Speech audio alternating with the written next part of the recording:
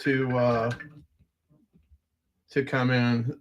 Other people aren't picking up that I'm live and I can't fucking talk, even though I've sent them messages. But I'm gonna work on the shave today. Get that thing tuned up. All right, so Esteban wanted me to go live. He's going to be going live at 4:30, so you guys can hop on the Discord. You can send me leads right here. If you've got questions, then you can go ahead and reach out. I don't know what I'm doing. I'm completely solo, but Esteban is walking a property and whatnot. So we got another deal that we just locked up or about to lock up in Katy, Texas. I am trying to manage all of this shit myself. I don't know how long I will go today. Um, let's see what we got here. Okay, so we got another uh, skip tracer trying to get in the wheelhouse. I am just trying to handle all this shit. So nobody has joined me on the backside. Welcome to another edition of whatever the hell this is. I am John Motzenbacher, aka Motz, aka the man on the streets. Um, we are locking up deals left and right. If you guys have questions, definitely pop in the chat here, or let's see what we got here. So I'm the only one making chat posts right now. Okay. All right. So there's that. So I'm trying to set that up, but I'm gonna just make calls with or without anybody. I do not care. Um, whose deal was this?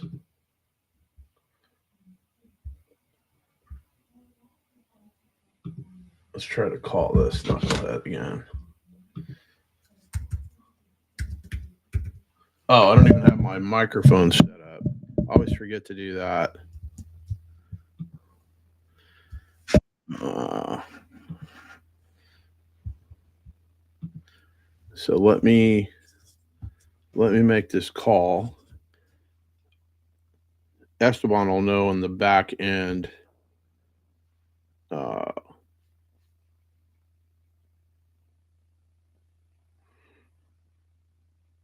this one's in Florida, I believe.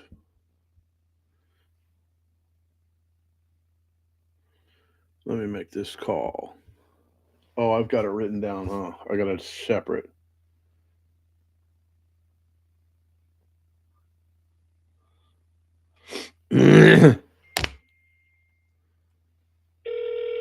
I got showing requests coming in for my on market deals. Yes, sir. Hey, good morning. How are you? It's good. Good afternoon. What's up? I was just following up with this property on Abbott Avenue. I got the mortgage statement. I'm just trying to figure out, what we need to do to move this deal forward. It was my understanding that we're supposed to pay the arrears and take care of your commission, and then we'd cover the closing costs, and we can get this deal locked up. Did I miss something? No, is that still on the table? Yeah, I can make that happen right now.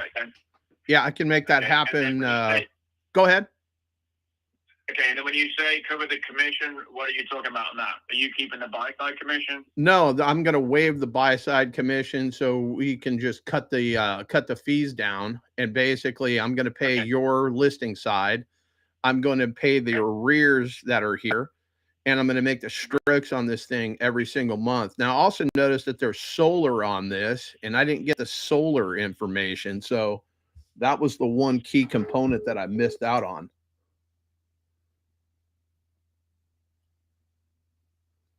Did I lose you? Let's try you again.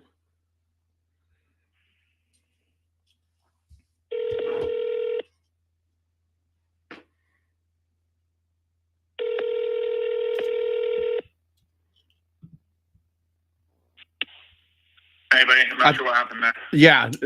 What I was saying is I didn't get any information about the solar. What's going on with the solar? Solar is...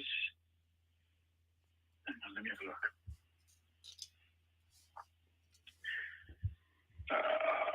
Hang on. Yeah. It was like 200 and change, 200 and something. Hang on. So we sent things out. We have so like I literally get, I don't know, 5 subject to deals probably a day. A lot of them are bullshit. So that's why I'm sounding. So I'm asking you the questions because a lot of people are just dicking me around. No, my man. Are you familiar? Are you familiar with Pace Morby? Yeah. Yeah. So I'm a Pace Morby sub 2 student. I'm a licensed broker in California. I've closed on deals in 26 out of the 50 states. Like, I'm not jerking you around. I got the real paperwork, the real everything. Like, I'm ready to move this deal forward. I will close on this deal. So I'm sure you got a lot of knuckleheads on YouTube and TikTok that, you know, watch some videos and think they can pull this off. But I can assure you that I am the real deal, my man. Okay. Did you send me all the documents and all the paperwork that you got across? No, because I didn't know. I got the mortgage statement. I just wanted to make sure because it was my understanding that we're going to pay this arrears, this $13,568.34. And then I didn't know what the solar was. So I was just trying to pencil everything up. You don't have a solar statement you can send me, do you? Let me have a look. Bear with me. Yeah. And I mean, I'll put all of this on paper. We can get this thing signed. I can open up escrow on Monday. Okay, let me have a look here.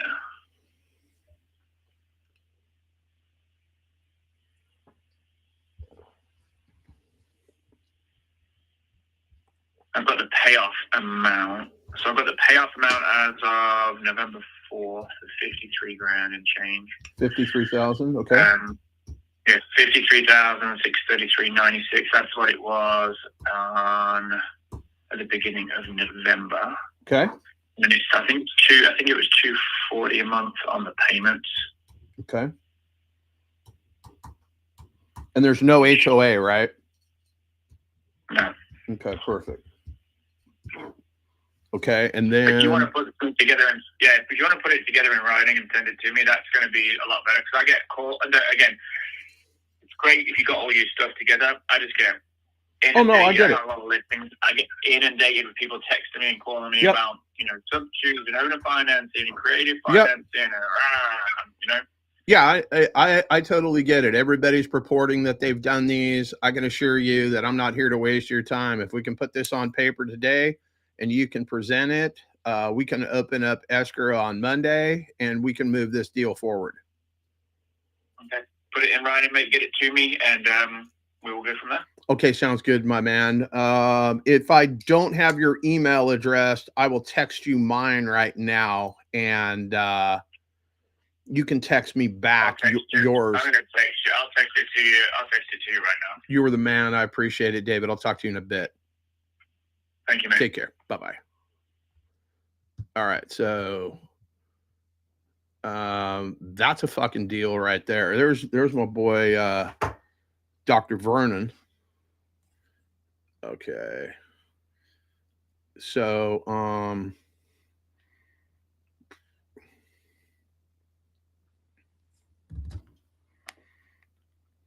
call Esteban Ibarra.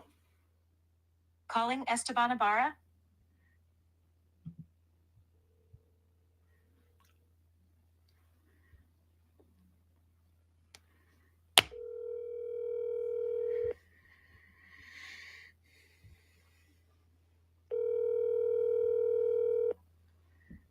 What's going on? Hey, you're on the live. I just locked one up. Well, we got to put it on paper and send it over, but basically we're going to pay off the arrears. This one's also in Florida. It's got a solar payment. The agent, the reason he hasn't called me back and he's just been ducking me is because he gets 5 or 6 of these people calling him, pitching him sub 2. And imagine this, he doesn't think I'm fucking real. So I'm like, bro, I'm a fucking broker. Are you familiar with Pace Morby? Whoop-de-whoop-de-woo. So basically, we need to put this thing on paper. And believe it or fucking not, Junior brought us this. This is actually a fucking deal that Junior brought us. It's probably not going to. Well, yeah, I will get that over. I'll send you all. Give me all the details. We have, okay. So listen, we got that one. We got the one in Katy, Texas. You're on the live, so don't drop any. I know. Okay. We have the two other ones that Amber brought to me. The agent that, the one we're going to drink tequila with and cowboy boots. Okay. Yeah. We got two of those. So we got four right there. Somebody apparently is not paying attention to the Open Dispo, but on Open Dispo, we got an appointment. I don't know if you know, but I paid for a bot that sets appointments for us. Okay. So I already got with Julius on that. So he handled that. So right now I'm stepping out of the office. I got to handle some stuff. Okay. Send me what you need, or call Johnson. I'll call him and I'll give him a heads up so he can get started on all the TC stuff. But we need to act quick on these. Yeah, we definitely do. Do you guys want to underwrite this thing to make sure that this is a solid deal? I mean, I can't underwrite this. What's the purchase price? Well, basically, we're just taking this thing over subject to on the market. What's the mortgage balance? Let me look at that. 292. Let's call it 293,000 at Okay, 3 what's the point. Compton area? What's the average home price? Let me see. Let me pull that up. This was something that we looked at the other day. I'm going to put this in privy real quick. Hold on. Stay with me. Let me see here. Oh, yeah, bro. They're 385, 315, 377. Okay, cool. Yeah, what's the PITI? This PITI is 2261. Interest rate? 3.375. Like, what this are is the long-term rents? That is what I'm going to do. Let me get Renometer. That's why I need your fucking calculator, because your calculator is going to do all this shit for me, right? Yep. So I just got off the meeting with Michael, an hour and a half meeting this morning. Uh-huh. The second version of the calculator is going to be rolling out. It's a secret this year. Let's just say it's the week of Christmas. There's a couple other versions coming. Yeah, it'll be available. We already have the calculator for us. You probably don't have the link, but on the calculator that I have built for us, you just put the address on there and it gives you the rent-a-meter comp, so you don't have to be switching tabs. Okay, so this is $2,261 a month. The average rent in that area is $1,926, according to Rent-A-Meter. Wrap it up. It'll be a good wrap for a midterm. Any HOA? No HOA. Okay. So this will be a perfect no pad split. Repairs? Nothing. I'll send you the address right now. Like, this thing's ready to fucking go. Yeah. I'm gonna send let's it. do that. Okay. Do you want to use Johnson, or you want to use Christopher or Marcelo?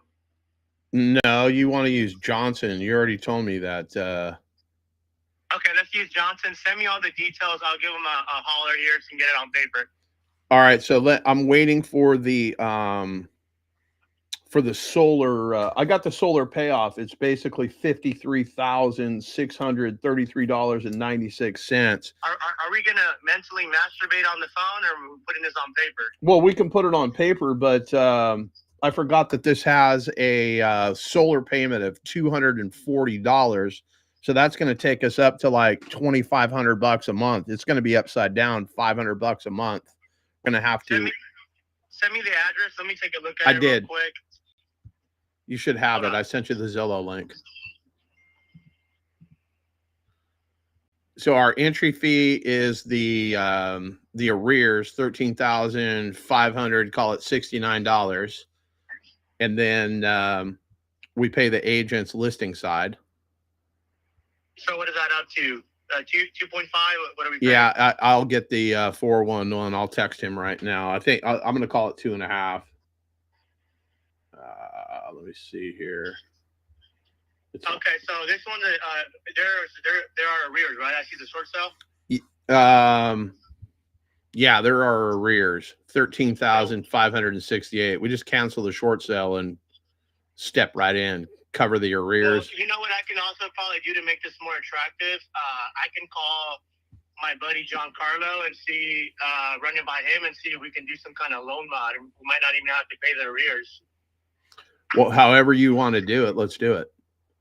Okay, so no HOA, 1989. Any foundational issues? Nothing. Okay, what about the roof? How old is the roof? That I don't know. I did not ask. I can get Junior to fucking do all of that shit. Yeah, find all that, and then what we can do on this one, we can do like a Deltona. I have a dude. Okay, so this guy that's selling me the assisted living here in Oceanside, the one I'm gonna walk for 1.7. Yeah, he's looking to buy a house in Deltona, so I might even be able to sell this one to him. Okay. I'll fill you in with that. That's a whole nother story. But can you send this on the group so I can have Eric underwrite it? And then I got to finish up something here, and then I'll call Johnson and I'll get this on paper. Okay, I'm going to send out a deal in the WhatsApp right now.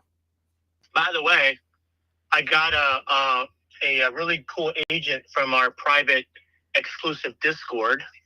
And he does nothing but short sales and pre-foreclosures. So it has a really big list for us that they're all basically open to sub too. The same one that brought me that Katy, Texas property. Okay. I'm texting or underwrite this one. Okay. Can I put a screenshot in there? Yeah, and also Julius as well. He can underwrite too. I just got off the phone with him right before you called me. He can underwrite as well. So we can tag Julius on there. Julius. It won't let me type anymore. What the hell happened? Julius, can you help? I don't know. For some reason, I can't type in the WhatsApp right now. Let me see. Julius.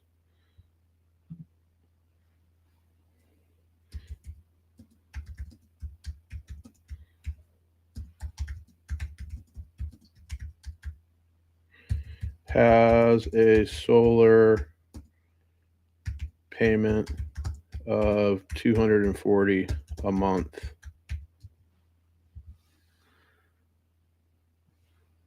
Johnson's not in here, huh? Hello? Bueller? Bueller? Bueller?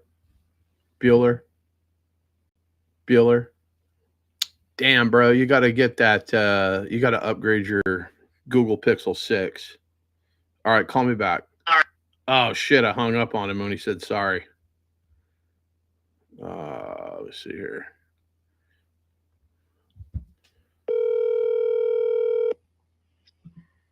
Bro, you're... Some knucklehead called me. I hate when people call me and I'm like, hello?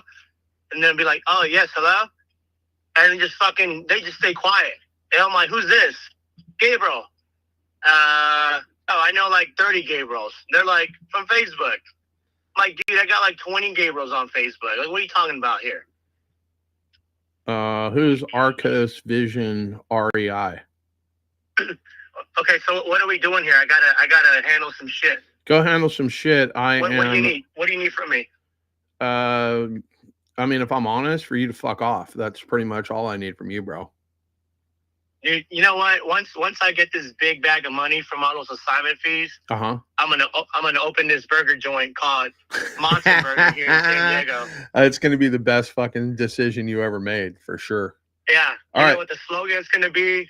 Have a decent day. Yeah, you should. Okay, so go do something that matters. I'm gonna continue to fucking dominate, and I'm looking for, I got fucking Matt Duke on this motherfucker. He combed his hair again. He's looking fucking sharp. He's got his glasses on, looking all fucking genius and shit on this motherfucker. So, yeah, we got 15 with us on the deal. So, let me get to work. Go do something that matters. I will continue to fucking. That's what I've been trying, but you're just trying to masturbate on the phone. No, I'm just calling you, letting you know I just fucking potentially locked one up. I just need leads. Like if you would, give me some solid fucking leads. I mean, I do this all day. Well, I mean, I just close deals. That's what I do, bro. Sorry. And I do it entertainingly. You're not that guy, pal. I am that guy. All right, fuck off. I'll talk to you later. All right. So then that's Esteban. I guess he's in charge. I mean, I don't know. Like, let's see here. Can you assist? I'm currently at my W-2. Okay.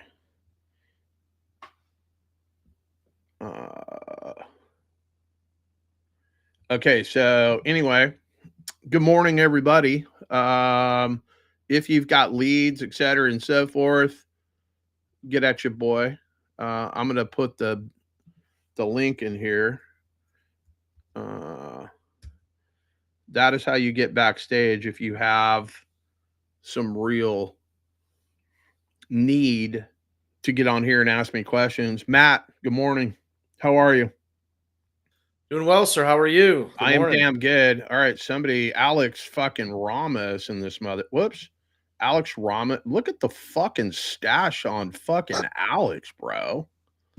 That shit, like, holy shit. A fucking porn set is missing their fucking star right now, bro. Holy shit. Let's get that on the screen. Look at this fucking stash, bro. With the fucking soul patch. Yeah, it's a little out of control right now. Bro, fucking Ron Jeremy is fucking looking for work at this point, bro. Look at this fucking guy. All right, so if memory serves correct, you called me yesterday. We hopped on a call with a wholesaler who was trying to sell a property that Zillow said was worth $588. I'm not saying Zillow's right, but this guy is wholesaling us a deal, a cash deal, for $850,000. So we had a little chit chat with that guy yesterday. I don't know if I made him feel dumb, but I think that was a good thing, because his numbers were so far off. Like, that was, you know, it didn't make any sense. Made absolutely 0 sense. So that reminds me, I was supposed to send that. I recorded that call. I don't know if you know that. I can send that to you if you wish to hear my my dominant call again. But I have a guy that he's a licensed realtor. He works with me. I got him over here at my company. And I'm going to send that to him. But I send him all of my calls and whatnot so he can kind of pick up what I'm putting down.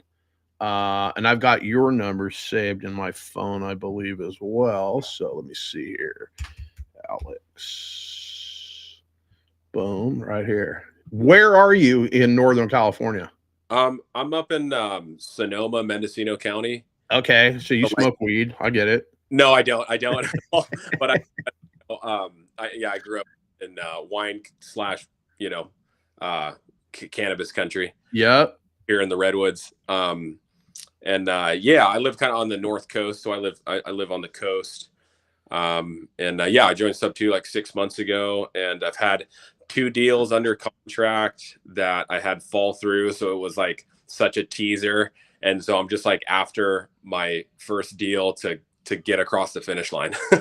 Okay, so tell me what happened with those deals. Why did they fall apart? So the first one, which was about 2 months ago, I was calling these lists for Christian Hernandez. Calling closures for Christian. Solid dude. I'll just throw that in. Yeah, absolutely. I've been learning a lot from him. Super cool guy.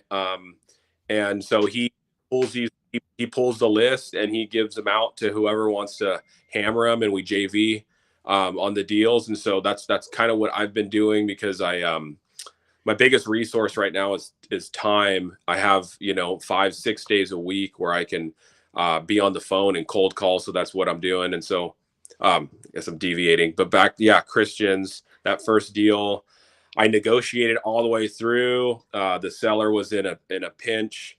It was his secondary property, so he had it was really straightforward. It was like he had no emotional attachment to the property. It was his one of his investment properties. He got behind in arrears, like 30K, didn't want to pay it. He was like, I want to wipe my hands clean from it, and just walk away from this thing. And so we negotiated it through. We signed the contract, but his bank, he had filed bankruptcy earlier in the months, and his bankruptcy attorney, he said he had the hardest time communicating with him, and his bankruptcy attorney didn't tell him. He wouldn't give him a status update on what the house was. This guy was older. He was he was 70, 75. He was an old timer. Okay. And so what happened was the bankruptcy attorney didn't relay the message to him that it had gone past the bankruptcy. It had gotten foreclosed on. So we missed the window, and the bankruptcy attorney did not tell him that. And so, when we went under contract and we were starting to, get the ball rolling on it, we saw it up for sale, and it was already an REO. He already had lost the house. Where was this at? This was in Georgia. So Christian Georgia. Christian pulls a lot of the lists that I get. We're calling in the Atlanta area. And so that's what happened to that first one. And then the second deal that I had under contract, the buyers flaked, and the seller, that one went completely sideways. Actually, the seller tried to go around us, and then the buyers took too long, and so the deal just kind of fell apart. And it was a learning lesson for sure, as far as communication with the title company and being way more on it. I take them as learning lessons, and I've learned quite a bit from them. And so I'm just like, after I want to get a deal across the finish line. Okay. So do you have any other leads for us to call? Obviously that guy is a knucklehead that we talked to yesterday. Yeah. Right now I'm hammering this list in Georgia.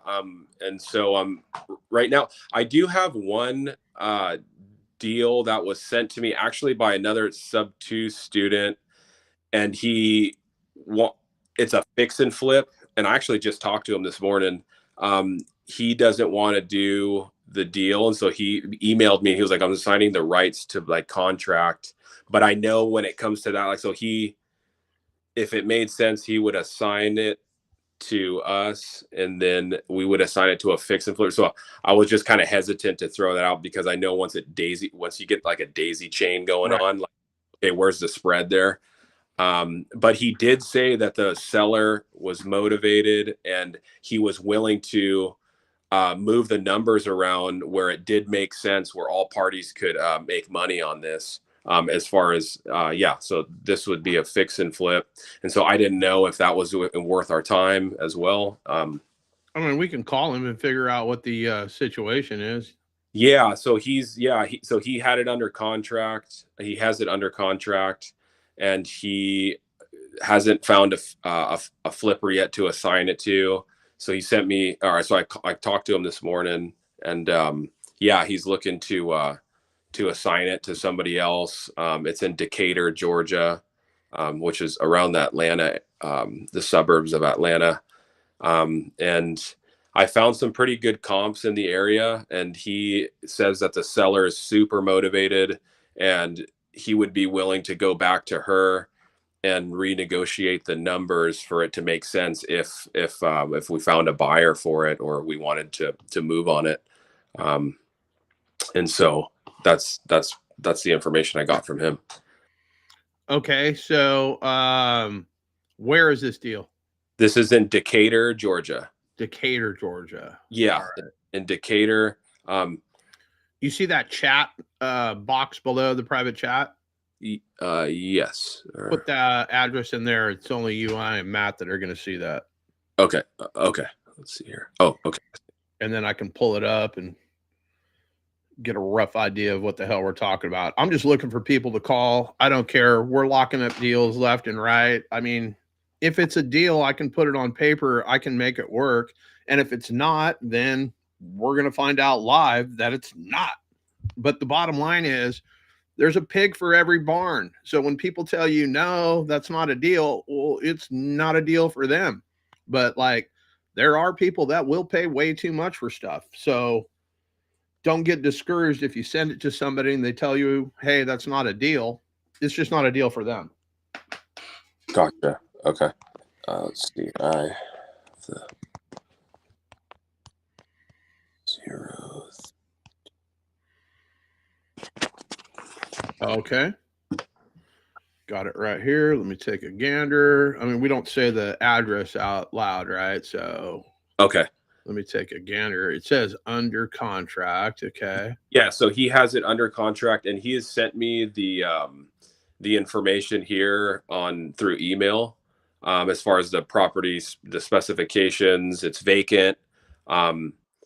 Okay. And that his asking price is 212, but he was like he said that he was able to go back to the seller. She's really motivated and is willing to make something work.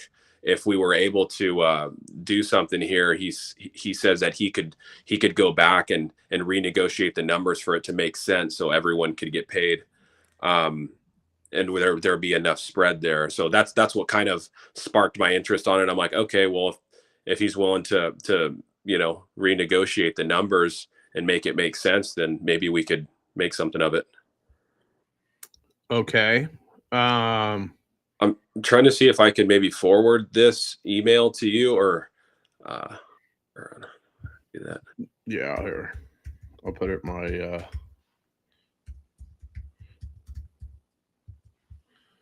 in this private, you'll see my email. Okay, great. Let me see here. I'm just running some comps. Like I'm looking at this thing on Privy.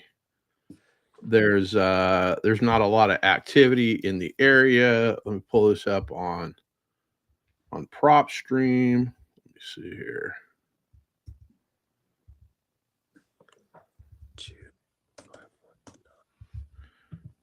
Let's see here. Damn.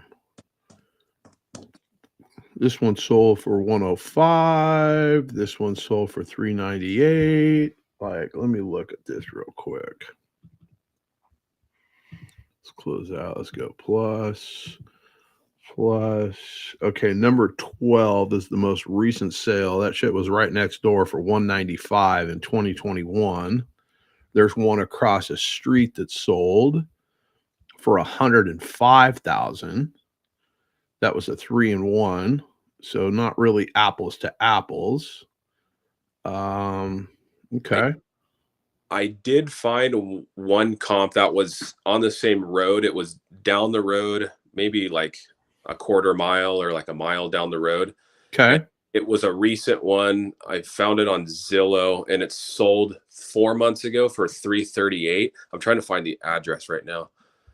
Yeah, I mean, this thing needs work, obviously. This has got to be at a lot deeper discount for this thing to make financial sense. That's what I figured. And when I asked him, I'm like, okay, well, can we redo the numbers here? And if we could, could we make sense of it?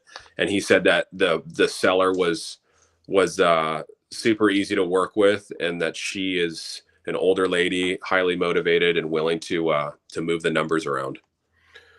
Yeah, I mean, don't know how much. I mean, this shit is on OfferPad too. Like that's what OfferPad owns this. It's listed by OfferPad. It's like OfferPad went in there and made a offer. Like, let me see here. Is this guy's number in here too? No. Let me. It's like contact Scott. That's not. It is Scott. That's his name. Okay. Yeah, and I can send his number right now. Let's see. I just talked to him this morning, and he gave me his information. I'll put his cell phone in. It's not the 888. No, his okay. Cell phone number here.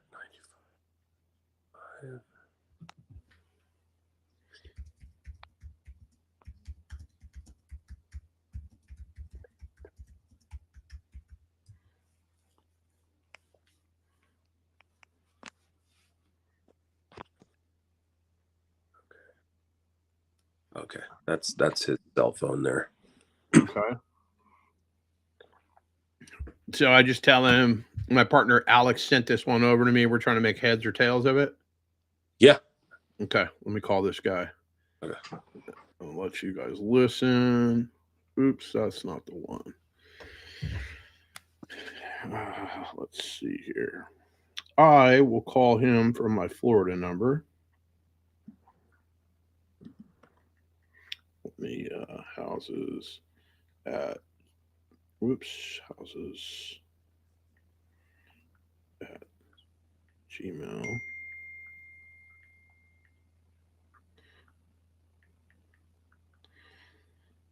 I just need the solar. Whoops. Solar.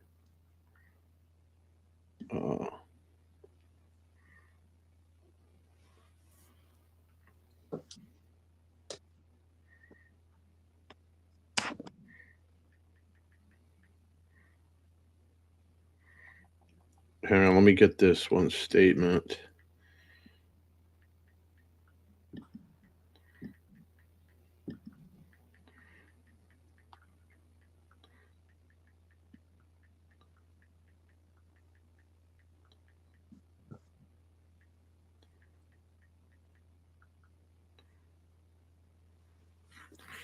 Okay, so I just sent that guy in Florida. I'm trying to get that done. So let me do this to you.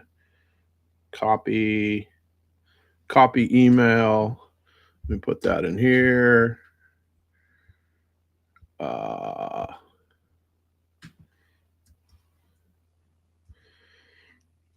Hang on. I need to get the solar info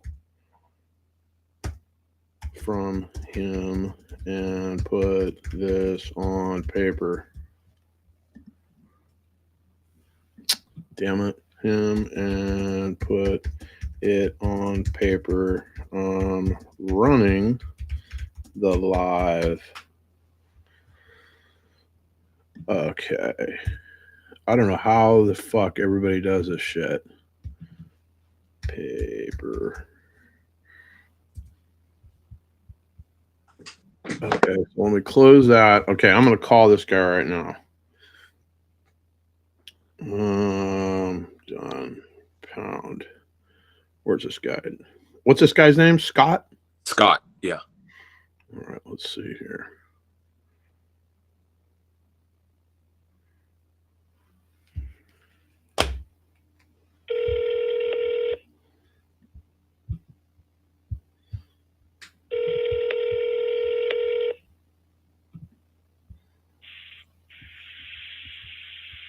Scott. My partner sent me over a property that you are trying to move there into Cantor, Georgia. Just seeing if you got a minute to chit chat with me. I do. Okay, my man. So I'm trying to pull comps and run numbers. Like, what's the story behind all this? Is this thing is somebody living in this thing? Like, it looks like it needs quite a bit of work. Yeah, no, it's vacant right now. It does need a lot of work. It's a 3-bed, 1-bath. Initially, we were told it's a 4-bed, 2-bath, 1,782 square feet. Mm-hmm. But when I checked county records, I'm seeing 1,300, 3-bed, 1-bath. What the seller did was they put a bed bath in the basement. But they recently, or I'm not sure when, they tore that out. They were going to redo the house, but they haven't done it. So it's a 1,300 square foot, 3-bed, 1-bath. So when we ran the ARV in the area, we're seeing 4-bed, 2-bath, and that's why in the flyer I put out there, hey, if you're going to put in money for it, I would not do a 3-1 and try to sell it because you're probably not going to get the money out of it. I would shoot for that 4-2 because the 4-2s that I see selling and the comp we put in there, that is almost a mirror image of this one. The other one's up on a hill, this one's slightly down, but it's very much the same type of build. I would do the 4-2. and I would bring it to market as a 4.2, getting that 340, 345, somewhere in that neighborhood. That would be worth it. Right now it is vacant. Seller is motivated. She wants to get rid of it. So that's why I put it out at 219. Everything's negotiable right now. So whatever you guys feel, hey, for this to be a deal for us, this is where we'll be. I will try to negotiate that with the seller. Okay, yeah, because I mean, I pulled up some comps. I don't have access. I'm a licensed broker in California. I'm pulling comps. I mean, there's nothing in that neighborhood that is sold, period. So there are a couple of comps that are across, Shoal Creek. But I mean, they're quite a distance away. They're almost a half a mile away. So, I mean, I like to compare apples to apples, and those apples need to be in the same orchard. Better if they're on the same tree, right? So, I mean, you think we got to put 100 racks into this thing, huh? Well, that's my estimate.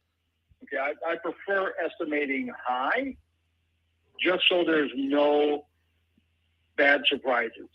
That's the way I do it.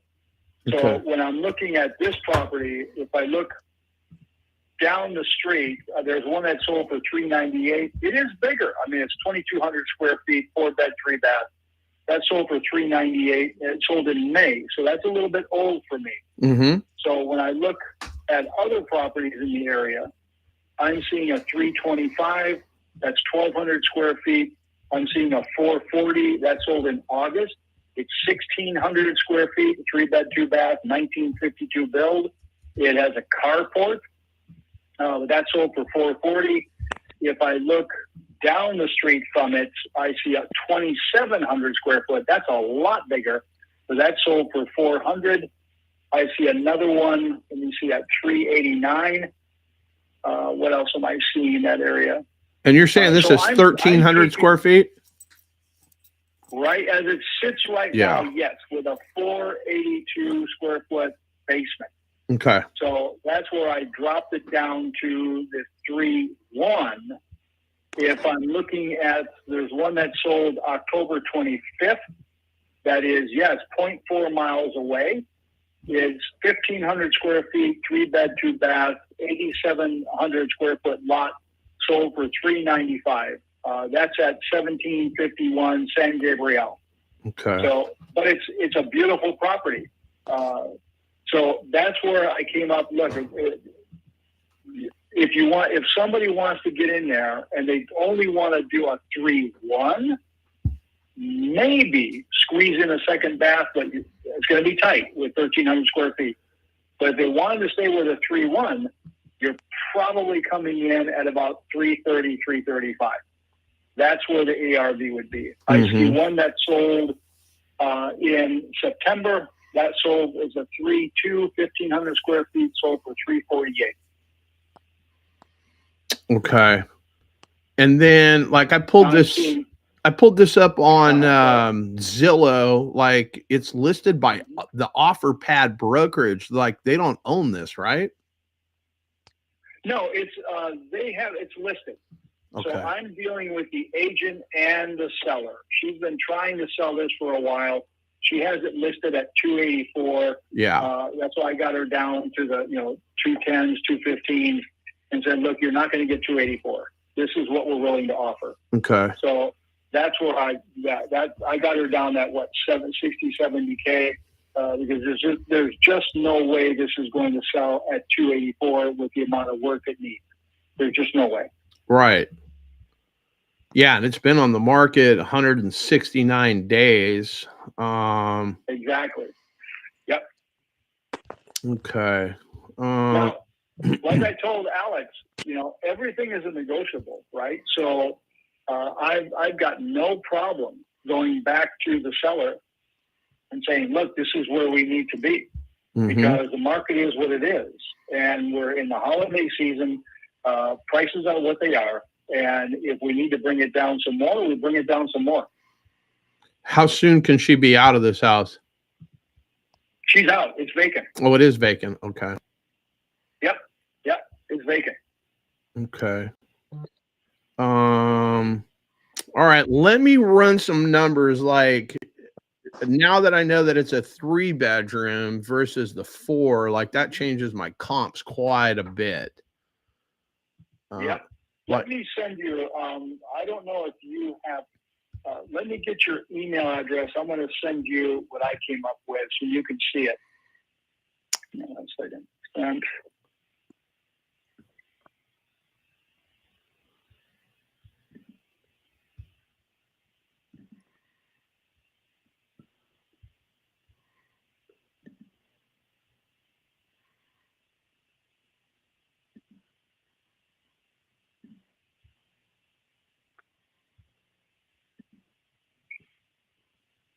Yeah. What's your email address? I'll send this to you. Yeah, it's 559houses@gmail.com. Mm-hmm. Houses@gmail.com. Yep. Okay. And what's your name again? I'm sorry. John Motzenbacher. You can just put Motz, M-O-T-S. M-O-T-S. Yeah, Okay. I'll reply to you. Friend named Motz. Yeah. Okay. Yeah. All right, my man. I appreciate the info. That way you can look at it. Yeah, no problem at all. Okay, I'll wait for your email. Thanks again. You got it. Mm-hmm. Have a great day. You too. Bye-bye. Bye-bye. Okay, so that is not a deal in its current configuration. He has no problem going back to the seller because it's not a deal. It's only 1,300 square feet according to the text records. It's a 3 and 2. They're advertising it as 1,700 square feet as a 4 and 2. So that's kind of interesting. That is interesting. That completely threw me off. He didn't tell me that, and so that completely throws off all the comps because I've been looking Absolutely. at On its best day, this thing is in its current configuration is a 3 and 2. It's like 250. Yeah, it does drop it down. It's way upside down. Now, could we do some sort of a novation agreement with this? Yeah, possibly, but I don't know if the juice is worth the squeeze here.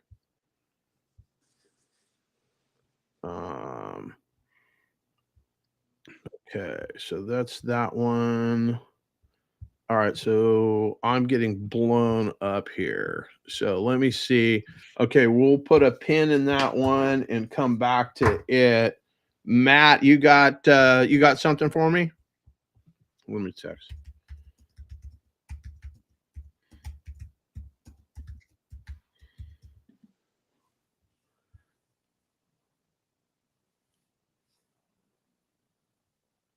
So he's got his sound off. So,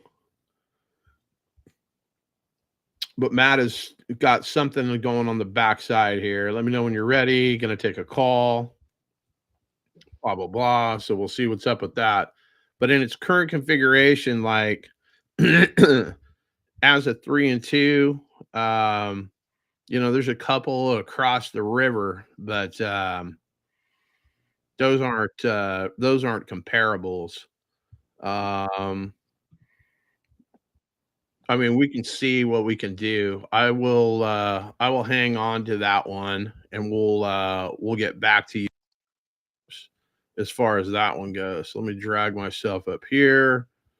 But you can see there's a lot of wholesalers out there that, are basically trying to put together something that's not really a deal. Like that guy, yeah, you got it at a deep discount, but then like, how do we take care of the realtor and whatnot? Like that's coming out of his side. That's part of the closing costs. Like I didn't even get into that aspect of it either. Because obviously he's going to have to take care of that realtor. And then the seller wants to obviously put some money in her pocket. That is definitely an interesting. There's just no comps in the area that would support this. Hey, John, I'm here. Okay, so Alex, let's put a pin in that. We'll circle back with that one to see what's going on. Yeah, Angel, in theory, that makes sense, but if I got to put $100,000 into this thing and she's expecting to get 200,000, and the comps in the area are 250,000. Like, there's no deal to be made. On her best day, she's probably going to put like 150 in her pocket, and I can't even guarantee that, because unless I put another bedroom in that thing, like, it doesn't make sense. There's nothing selling in the area, and I don't know what the weather's like over in Georgia. I don't know if that's like a snow area where I'm not going to be able to, get shit done because of the weather. Like, I don't know enough about that, but what I do know is on the surface, just not a deal. This guy's going to be hard pressed. So you got an agent that is marketing something that's not the case. I mean, I don't like that deal at all. Right now in its current configuration, it's not a deal. We don't really have to do anything because this guy's not going to be able to move that thing anytime soon. So we will definitely come back to that. Matt, I'm ready for you. What do you got? Yeah. You want me just to put the address in here? Put it in the in the chat. Yep. And then break it down for me. What am I doing? Why am I calling? What's going on? Yeah. Well, this lady's cute. She's cute and needs a date. That's why you're calling her, man. Okay. I'm married, so that's not going to happen. All right. So basically, this lady's name is Mary, and we reached out to her with a voice broadcast campaign that we did. And Mary has a house for sale. She's actually also she's engaged, so she's not looking for a date anyways. She's basically moved in with her fiance. She's got this house that's on the market, which usually I don't mess with. I'm trying to go direct to seller, and pull it up on the market. And she wants 420,000. She told my VA 450. And then eventually said 420, and it's actually on Zillow for 420. I have pulled up some comps on it. It's been listed for 6 months. I chose 63 days on, or 36 days on 36 on Zillow. Yeah, the realtor keeps taking it down and putting it back up or something like that, apparently. I don't know. Let's see. Actually, let's scroll down and see if it shows sometimes it shows that on Zillow, the relisting and stuff. So are you trying to go around the realtor? No, not really trying to go around the realtor, but she is. She's like, my realtor sucks. I'm going to get rid of the realtor. I'm going to let him go to like the end of the year. Call me back next year, like beginning of next year is kind of what she's saying. But so she's like, my realtor's crazy. She thinks that we can get all this crazy money, but it's not selling, blah, blah, blah. I've got it where the ARV on this house, I believe, is 557 with about 90,000 in repairs. So my MAO on it was 275. It sounds like she's right about 300 or just a touch over. When we first talked, she said she's got 128K left on the mortgage and she wants to walk with 300. And I said, well, that's higher than your asking price. And then that was 9 days ago. And then she called us back 2 days ago and said, yeah, well, maybe we could do like around 300 or so. So I kind of told her that. I said, well, let's do 275. Let's get it under contract and let's go. And then she's kind of hemmed and hawed and said she needed to think about it. And I go, I bet you I could hire a sniper to close this thing, get it across the. Well, I can take a gander at this thing, line. But let's see. Let me look. Let me open this up. So number 8 across the street. Oh, that one sold in 2022 for 1.1 million. Number 6.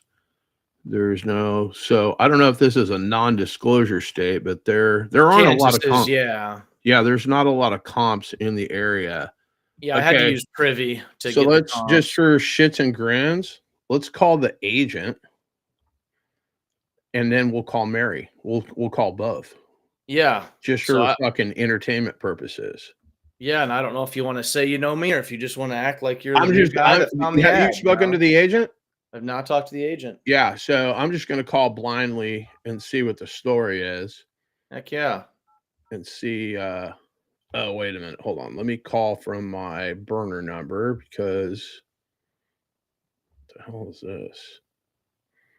Oh shit. Okay, so copy. Let me see here. I've got 11 text messages in my deal. So there's that.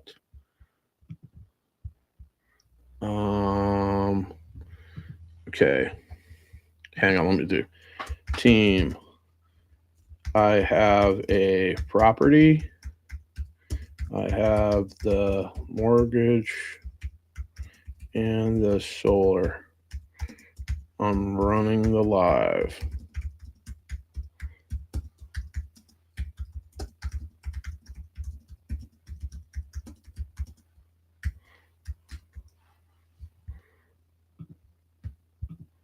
Hold on. That's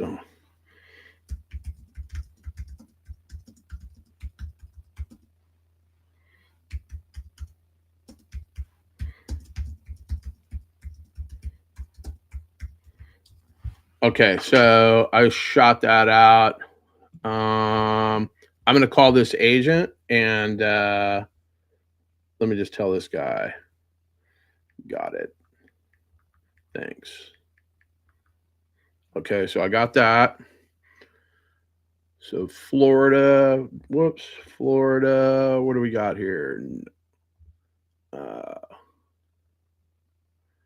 If this goes to the office, which a lot of these do, it's going to be not good, but we will try it.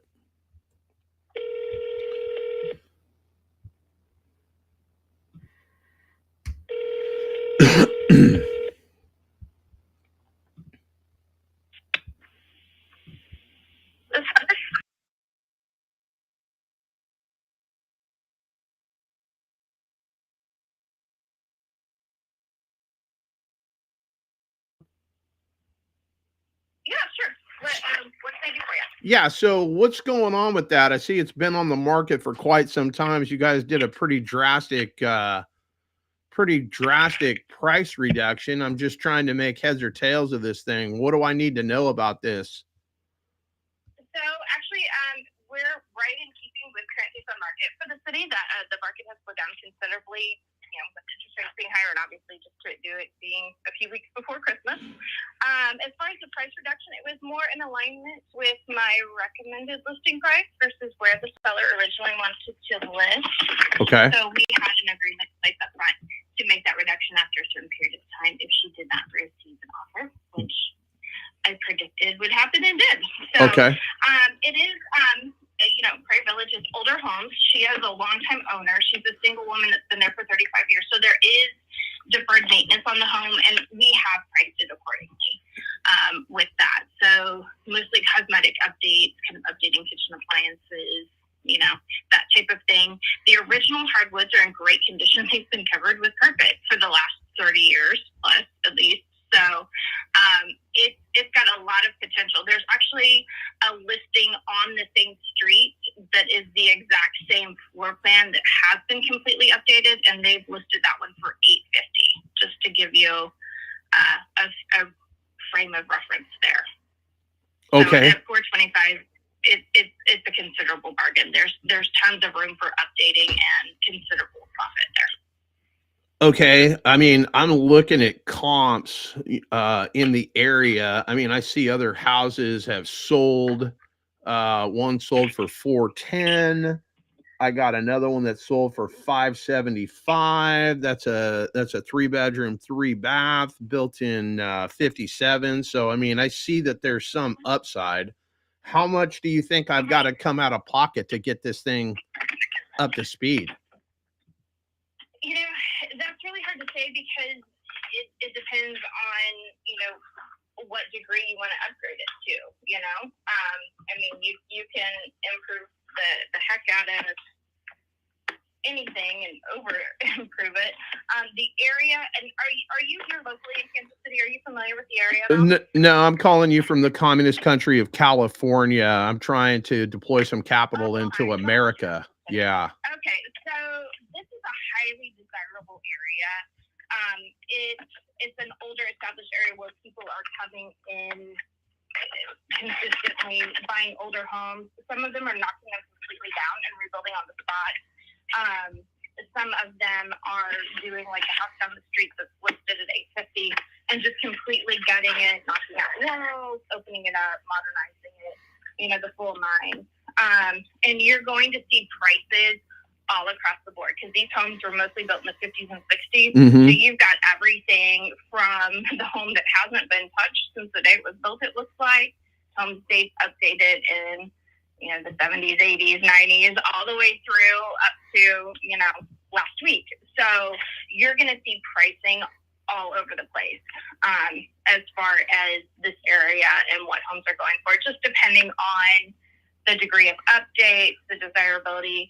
I mean, this house is on a large lot. It is one of the larger floor plans in that neighborhood with the true 4 bedrooms.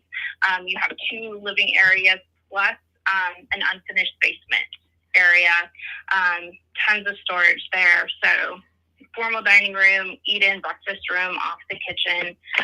It's got all the upgrades that this floor plan has and the maximum square footage. So. Have you had any offers on this property? So not yet. Since the price reduction, we have had several showings, and we've had some people say that that they're thinking about it or they're putting one together. I don't have anything in hand, and that's what I go by if I have something in my hand. Right. Okay. Okay. I'm trying to make sense of this thing. Let me dig a little deeper. I mean, is she living in this thing or is it vacant? She is currently, she's about to remarry, so they're combining home. And he's on some acreage, so they're moving out to his property. But she is currently residing in the property. However, there's a lot of flexibility there. I think he's been trying to get her to move in with him for a good year or 2 now. So. Oh, wow. Okay. Okay. So what do I got to do? Replace the carpet? Like, is there any trouble with the roof? There's like one photo in here where it looks like there might be a little bit of a roof, something going on with the ceiling. I mean, the roof it's not a new roof. It still has plenty of life left. And it's one of the things here in the Midwest, you can have a brand new roof and we can have a big storm come through and you need a new roof in, 1 year. So it's, roofs don't have the lifespan here that they do in other parts of the country, put it that way. Sure. But as far as the current condition, yeah, it's in good shape. Okay. All right. So let me ask you this. Go ahead. Are you looking to fix and flip? Are you looking to buy and hold? Are you moving here? I don't know. I'm definitely not moving there. I don't know if this is a buy and hold. I don't know if this is an Airbnb. I don't know if this is a pad split. I don't know exactly what it is that I would do with this. Like I just saw the deep reduction and I can see that it's been on the market, on and off the market for quite some time. There's no HOA. There's no solar on this thing either. What do you think the rents are in the area? Oh, gosh. Rents are, well, it's all relative, I guess, to where you're actually in California. But homes in that area, I mean, depending on degree of update, you're probably easily looking at $2,500 to, 3,000 even potentially a month for rent, but easily 2,500. Okay. 2,500. Let me see here. And this, I've got so many windows open. This was a 4 and 2, right? Let me see here. It is, yeah. Yeah, 4 and 2. Oh, whoops. Let me put the address in here. I'm going to pull it up on Rent-A-Meter and see. I've just got to make sure I got more money coming in than I got going out. Absolutely. Yeah, it looks like you're right on. Like the median home price or the median rental is about $2,600. I work with a lot of state investors. Okay. And so, yeah, this isn't my first rodeo. I've been in the industry since 2002. Okay. Now let me ask you this. Is this something that you think should be open to some sort of a creative finance where I give her a down payment and make some payments on this thing until I can get it up to speed? truthfully, I doubt it. She's very conservative, and so that's kind of beyond her frame of reference. Okay, so she's just to looking. be completely. Yeah, she's just looking to get out of this thing. Okay. Yeah, she is. Okay. Well, let me do this. Let me reach back out to my team. Let me run some more comps and see what we can come forth. But if I gave her an offer, how soon could she be out? I mean, I think we could get you closed within 2 weeks, and I think she could be out by then. Okay. Okay. You think we can still get this done by the end of the year, huh? If we can get completed title in time, I'll talk to her and see. But yeah, I think she could. Okay, yeah, because I mean, we got Christmas coming up, and then New Year's, and everybody doesn't want to work. Like, I've been down this road. Oh, I know. No, I've got a great title company here, though. They, they'll be closed the day after Christmas, but they'll be open in between. Would you be doing cash financing then, or hard money? Yeah, I mean, I could come in. I could come in cash, as long as I can make it financially pencil. I've just got to figure out what I've got to do to this thing. I mean, I can go pour a bunch of money into this thing, but if it's just going to sit on the market because there's no activity in the area, that's kind of a problem. Yeah, that's honestly not going to be a problem, especially if you get it, moving ready. I mean, you could rip up the carpet, refinish the floors if need be, and I just made like sand and restain. I would repaint the interior and replace the kitchen appliances. I would do a little updating in the kitchen. She has updated the bathroom already, but she's not a cook, so she has not touched the kitchen really. That's what I would do, and put it back on the market or run it out, and it'll go fast. Okay. All right. Well, I appreciate all the information. Let me get with my team real quick, and then if I think we can make something work today, I will call you back in about an hour. Worst case scenario, I call you on Monday. Obviously, we can't open escrow until Monday, but let me see if I can get something done. I do appreciate the time. Okay. And just so you know, we're not an escrow state, we're a title state, so it's a completely different process here. I'm part of a team in multiple states, including escrow states. So it's something we can actually go under contract on the weekend.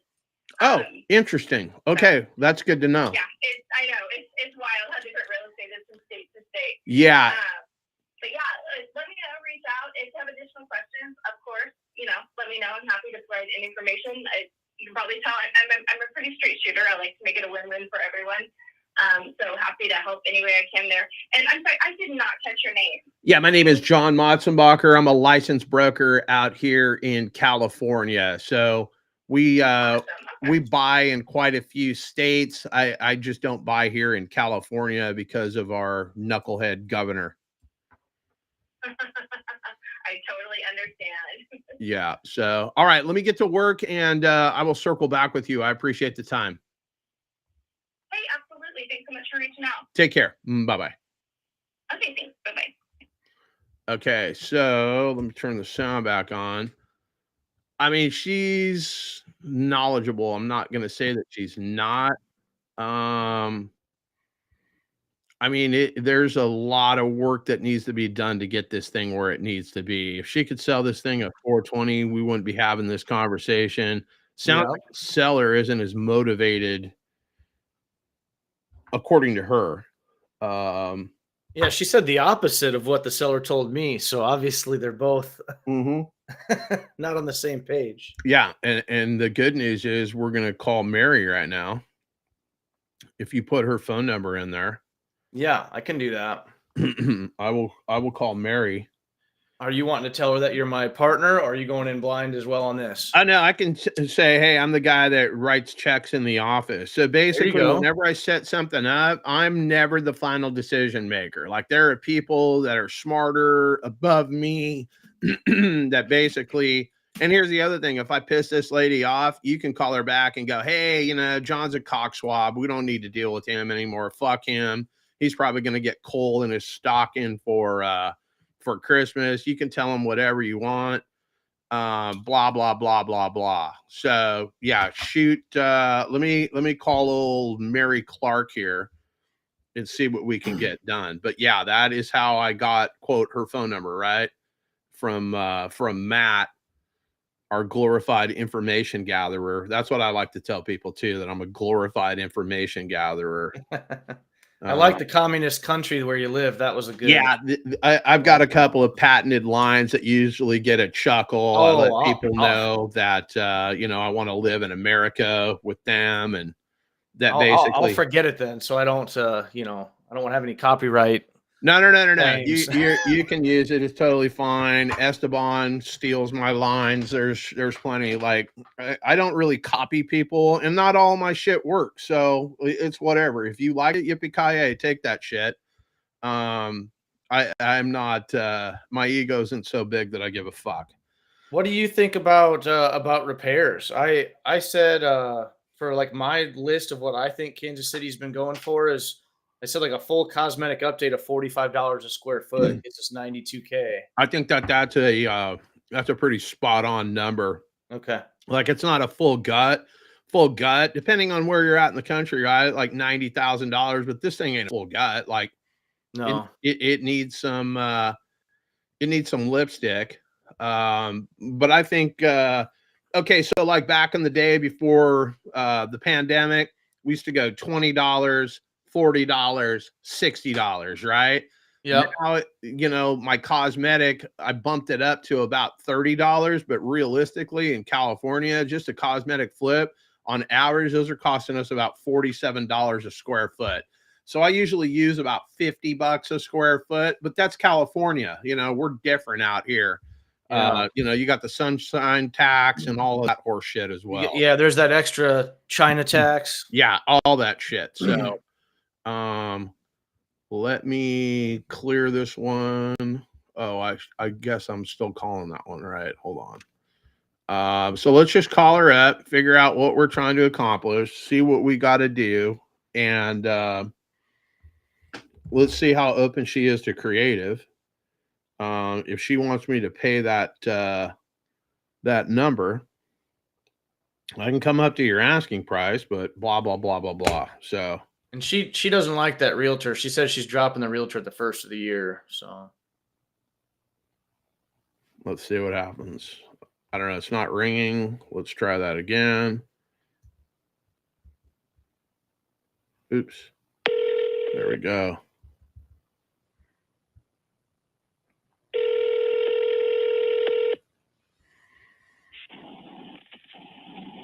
Hello. Hey, Mary, it's John. My partner, Matt, says that we're interested in buying this house of yours in Prairie Village. You got a second to chit chat with me, or did I catch you at a bad time? Actually, I'm going back to that house right now. We're just kind of moving out of it in a gradual pace, and which is great. But I can't talk because I've got an appointment like in 3 minutes at 1:15. Oh boy. So like an hour and a half after that. Okay. We might be able to talk because I'll be going to that house.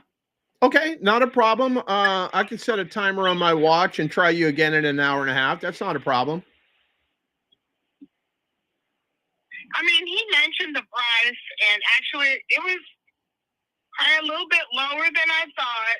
I'm not desperate, and I wanted him to know that. Okay. I also know that the spring is going to bring a better picture, Yeah.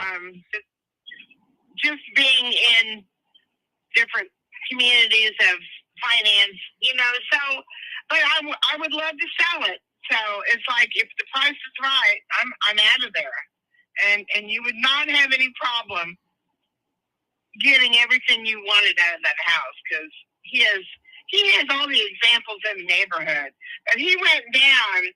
First he shot me one price, even if there was something else to do, and went into all this discussion about, well, if we get there and this is bad, and I'm like, I don't need to hear all that, Okay. There's a lot of people that want the house. So at this point, I just need to doubt my real estate agent that didn't do anything Oh, and figure out what I want to do. You know, but I still do have an agent listed. So okay. So okay. your game plan would be to fire your agent to put more money in your pocket, is what I'm hearing. Yeah, I mean, she hasn't done anything, Okay. and I don't think she wants the house anymore because I don't know why. I've never met anyone quite like her. Interesting. I Okay. mean, why is that? What is the deal? I don't know. I've only moved once, and I know plenty of people in real estate, and they're like, well, she just didn't know. I mean, she knew it was a as-is house when she put it on her list, you know. Right. But nothing on her listing says that, and she's told me you don't put that because then you only get people that want to look at as is, and I'm like, well, that's what it is. Right. So she listed it at $450, and it was insane. Anyway, I'm like, I'm busy. I'm a busy person, so it's not like I'm sitting around waiting for this house to sell. I got plenty of other things that have to go on in my life every day. You know what I mean? Yeah, no, I totally understand. So I'll let you get and my partner, he's like, well, I could just buy it and redo it. And I'm like, are you kidding me? Because he's an investor. Oh, really? And then he goes, I said, you know, I mean, he invests in, if he sees something what he thinks will bring on some money, he'll put it out there. You know what I'm saying? But he doesn't want to do that. I'm like, we got our own house we're not even done with. Be quiet. You got to check him up. I get it. I'll just tell you, if you don't have good people that work for you, then, and you know, that's the big problem is that. And now there's problems getting things again. I didn't know that was a situation. What do you mean as far as supplies? You know? No, it's getting stuff ordered, getting things in. Yeah, we see that delays. Was a problem again. Somebody told me that's become a problem. We bought all these windows in our current house, and we ordered them 6 months in advance, thinking, you know, we were early, and we were, and they all came in and they're beautiful. But you know, I know it was 2 years ago. Mm-hmm. 2 years. Wow. So I thought that got better. Wow. So I guess maybe it didn't. Well, everybody just blames the pandemic for everything that's going wrong in their lives, right? Oh, I know. I'm in charge of 150 people. I know. Yeah, it's constant. So I can't stand it. It's kind of a running joke. If you don't have an excuse, you just say it's because of COVID. Right. That's what it is. Oh, sorry, I didn't call you back. I had COVID for a year and a half. Yeah. No, I get it. It's terrible. All right. Well, I'm at my appointment, so I'll just talk to you in a bit. All right. Sounds good. You have a great day, Mary. I'll call you in an hour and a half. All right. Bye-bye. Bye-bye. All right. So that was Mary. We will circle back with her, Matt.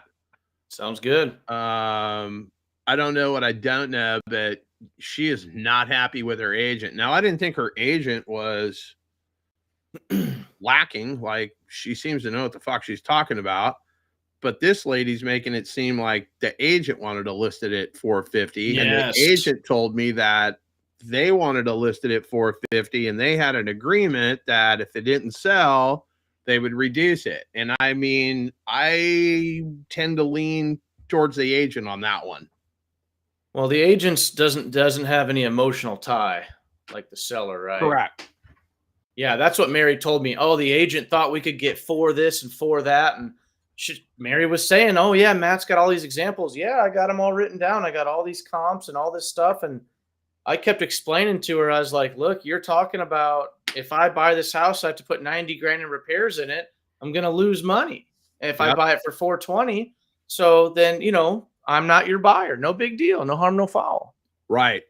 But she just needs to come to terms. You know, you helped me with an old guy before that we talked to, and he just was he thought that some magical person was going to come out of nowhere with millions of dollars to save him. And, you know, you have to talk to him and let him know, like, that's not going to happen. Yeah. And sometimes you got to talk to them, let them know that's not going to happen, and then give them some space, follow up with them every 30 days. Hey, what's going on? Just checking in, blah, blah, blah. And I mean, there's some deals that, you know, have taken me, a year, maybe a little bit more, 14 months to chase down. So, I mean, the fortune's in the follow up, but let's stay on top of that one. And I will try to put that, try to put something together. Alex, I'll still work on yours as well. But you guys remind me, and I think we'll re-engage both of those on Monday. Now I see Ken back here, who's got the same haircut as Matt, so I don't know if they're brothers or what's going on. Ken, welcome, my man. Do you have any questions, or are you just here to fucking look violent and beat people up? I don't know, bro.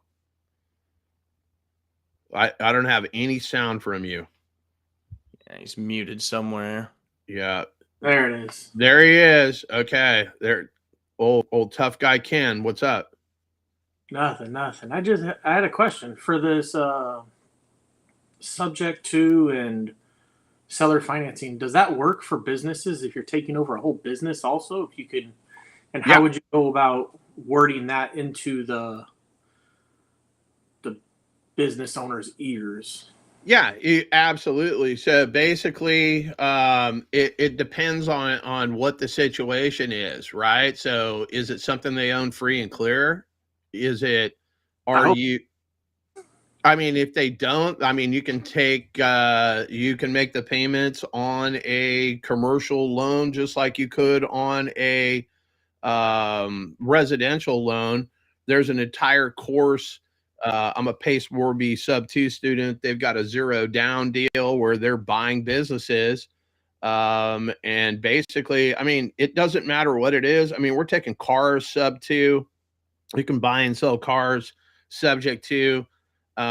Basically, no one is going to be able to pay more money than me because I can pay way over what the value of the property is or the business. So basically the bank is going to send somebody that's a lot smarter than me in there to, you know, run numbers and this, that, and the other thing. And the property's worth this much and the income is coming in and blah, blah, blah, blah, blah. Basically, the bank is not going to loan more money than the property is worth or that the business is worth, right? But I can pay whatever it is that you want for it. And I'm the only guy that can do that. So this is an example I use. Sorry if you guys have heard it before. But if I had a $100,000 house that I could sell you for $1 million, Esteban, I'm in the middle of a rant. Give me 1 second. If I had a $100,000 house I could sell you for $1 million, your answer would be no. But if I had a $100,000 house that I could sell you for $1 million and your payment was only $500 a month and you knew you could rent it out for $1,000 a month, right? As long as I got more money coming in than I got going out, I can make absolutely any deal work. I can amortize this over 30, 40, 50, 60, 70 years, whatever it is. I'm not saying you got to wait 70 years for your money, but I've got to make the payments small enough that I can start getting more money coming in than I have going out. And we can do a balloon payment in X amount of years. So yeah, Ken, you can make any deal work. You got a business that you're trying to put under contract? Yeah, we were thinking about it. Okay. Hank, let me put a pin in that. The fearless leader of this community, Esteban Ibarra, aka I don't know, Estebizi. Like, what the fuck do you want, bro? Why are you interrupting my live feed? Hey, I was just letting you know that I already got everything in place to close on the pecan, so I'm just gonna pay for your assignment fee, and I'm actually gonna be bringing in one of my buddies who I met through Facebook, and I met him about a year ago. He's gonna be my lender, going through title, promissory note, and everything. So want to let you know that one's good to go. And then for Ruskin, Florida, we need to push that one. I have someone who can JV and finance a buyer. but then we have to split 50-50 with him, and then you know what I mean. So who cares? Whatever it takes to get it moved. But make sure route people to the Discord because I'm going to be having a Zoom at 7:30 Eastern time, and I'm going to be bringing in Michael to help underwrite at a high level. So if any of those people are tired of tire kickers, all these fake operators, you know, running on social media, they want to learn how to buy properties with no money out of pocket, or, you know, get some more deal flow, let them know to hop in on the Discord. Okay, I've got the Discord link up here. We're basically calling some sellers, some agents, some whatever. Matt is banging phones. Ken has joined us. I've just met him. So we were talking about businesses. Motherfucking Ramos, my 10X brother, is in the building. You know, he always takes precedence. And then the greatness commonly referred to as Matt Schmidt has joined us. He has his camera off. He could be practicing to be on the witness protection program with Junior. Oh no, he's back. There he is. And he's got a porn stash too. So let's not kid ourselves. Nowhere near as dynamic as Alex Ramos porn stash. But yeah, that's what we're doing. Do you have anything else to add to the show, or can you go back to fucking off? I was gonna all right. I was gonna tell you about if you wanted to get in on the property that I have with Amber, and if you think that I should go live stream there with Amber and I. Oh, we can do that. The title company. Yeah, we'll go to the title company. We'll sign. We'll go our cowboy hat. Oh yeah. Tequila, and whatever happens after is exclusive to the Discord community. Now, are you going to go walk this this property? I'm going to send you the link. Are you gonna bring that to the party? Which one? Yeah, the one in Oceanside. I'm gonna walk this thing at 1. I don't know if you'll still be on the live, but I'm gonna walk this in about an hour and a half. So I'll keep you posted, and maybe we can live stream that. It's 3 blocks from the ocean, 1.7 million.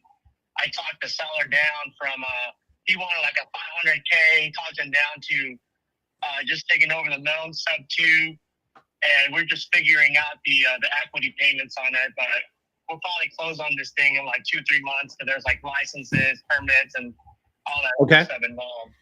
All right, I'm going to get back to the live. Whatever you're doing is not as interesting as me. It's definitely not as entertaining. And you need to go away, and I will continue to run this stream. All right, tough guy. I'll talk to you in a bit. All right, out. All right, so that was Esteban. I mean, I'm the talent here. He's the fucking eye candy. But yeah, so everyone, welcome. So Ken, let's continue to break this thing down. So where is this business, and what's got you interested in buying this thing? It's not me. It'd be for my wife. But it's a preschool in Panama City. Oh wow. Okay. So is she has a background in that? Yeah, we had a preschool in California, and my parents sold everything, sold that off. She ran that for past 10, 12 years. Okay. And couldn't figure out what she wanted to do, so she wants to move back towards her family in Panama City, and she found a preschool for sale. I was like, we'll buy it. I was just trying. We've already talked to the the owner already. I haven't talked to the owner. Talked to the realtor.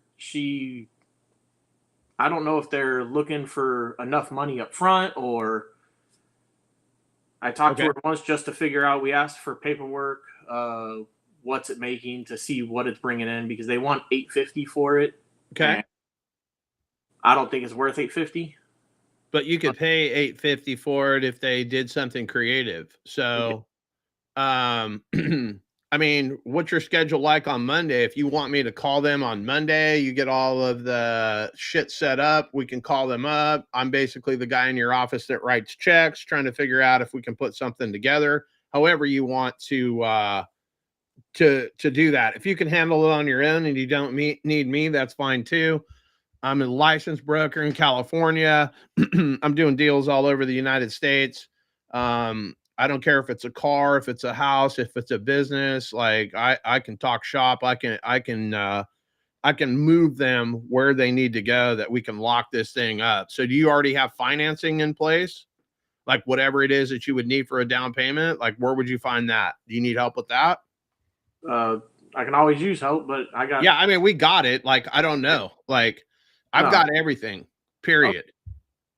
Yeah, it's always nice to have a little extra help, but I got money. I can close it. We can structure it. However, like, I don't have any experience with daycare, but doesn't mean I can't put it together. So,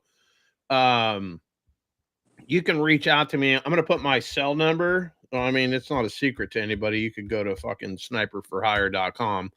But if you look in the private chat right there, do you see my cell number? Yep.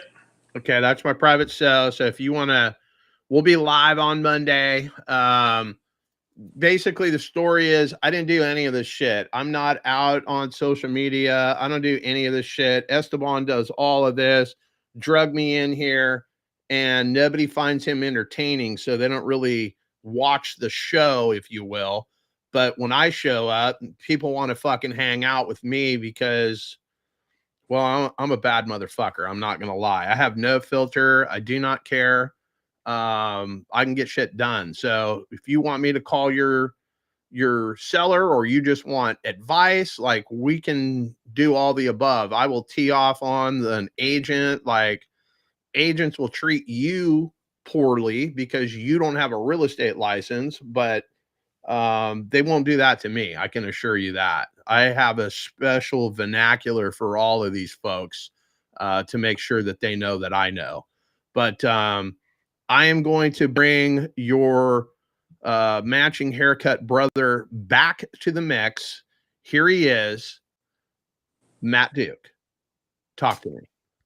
All right, man. I got this guy. We got a lead. I'm going to plug his information in here in the chat for you. Okay. James, it was a voice broadcast lead, same thing. Still Kansas City. He gave us the price. So you're still doing ringless voicemail is what I'm hearing. I've got a VA that I send out voice broadcasts and ringless voicemail for. Okay. And then I just call. That's all Kansas City, because my best friend and partner from grade school, he lives there, and we're trying to build a portfolio there. But we're just getting started. We have nothing. So we're trying to get like our first property. And then I call realtors in Nashville all day. Okay. For like my own, like, paying my bills. So this guy right here, like, we got a bunch of information out of him from my VA. But then when I just called him and I did triple dial him, he got mad and yelled at me and said, "Do not call me again." Okay, So well, I'm gonna fucking call him. I thought he had something for sale. Like, what are we doing? Exactly. He said he wanted to sell in the next 30, 90 days. Here I am. I got a bag of fucking money. Like, you don't want it? Like, that's cool. Yeah, exactly. So he just had an attitude because I triple dialed him, which one out of like every 50 people, they get pissed at the triple dial, which is fine. Well, it is what it is. Yeah. You told me to call you, buddy, and he missed our appointment time.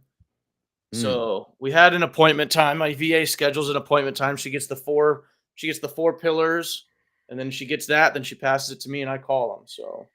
Okay, so this guy bought whatever this is for $18,000. Yep, he told us that he wants $70,000 for it.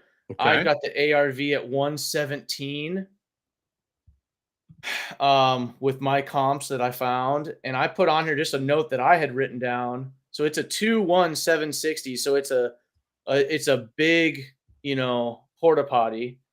And then I put on there. I don't even know what this is. Now I see something that says it was $1,500 on 5 of 2021. I mean 5/20, of 2021. So I've got it as a 2-bedroom, 2-bath, 840 square feet. What am I missing? Well, I usually use Zillow, but where do you have your square footage pulled up from? I am pulling that allegedly from the tax record. So because I'm a broker, I've got this thing called RPR, Right on. And basically it'll give me some comps and shit like that. So what are we saying? 2 and 2? 2, 1.5. Okay. I had it as a 2-1 originally, is what she got from him. So I got the median rental price according to Renometer at $1,275 a month. Let's see what's going on. Comps in the area. I see one for 138. There's one across the street for 100,000, and this guy wants 70. Yeah, he says he wants 70, and I didn't even get a chance to call him and talk to him because he freaking hung up on me when I called him. He's like, "Don't ever call me like that," and I was like, "Well, you said you gave your information that you wanted to sell your house, right?" And then just click. So I was like, I feel like I did talk to this guy because the house looks familiar, but I think it just looks familiar because I ran comps on it, and then he just never. I couldn't get him on the phone to talk about it. Okay. So today he finally did answer. It was the third day that I've tried to call him. Okay, I will call him. Esteban is trying to get in here, right? There he is. There's the eye candy. The interesting thing is, though, like on Listiva, I don't know how you find the owner. It's maybe different as a realtor, but it shows a Sondai Austin as the owner, whereas this guy's name is James Taylor. So it doesn't show that he's the current owner on Listiva anyways. That might be somewhere to figure out. Would you? Yeah, I show the owner is Sondai Austin or whatever the hell. Yeah. So who the hell is James Taylor? Yeah, let's bro. James Tyler. Let's get fucking confrontive with fucking people. John, this is why I'm here. Let's piss in people's cornflakes. Let's fucking go. This Well, I is mean, it. you don't This is why I'm watch here. American Idol for anybody but Simon, I'm guessing. Like I am the Simon of this fucking broadcast. I can't name you anybody else on the show. No, I'm with you. Like Simon is the one. Let me see. So I'm Terry Crews in the back. let's see here.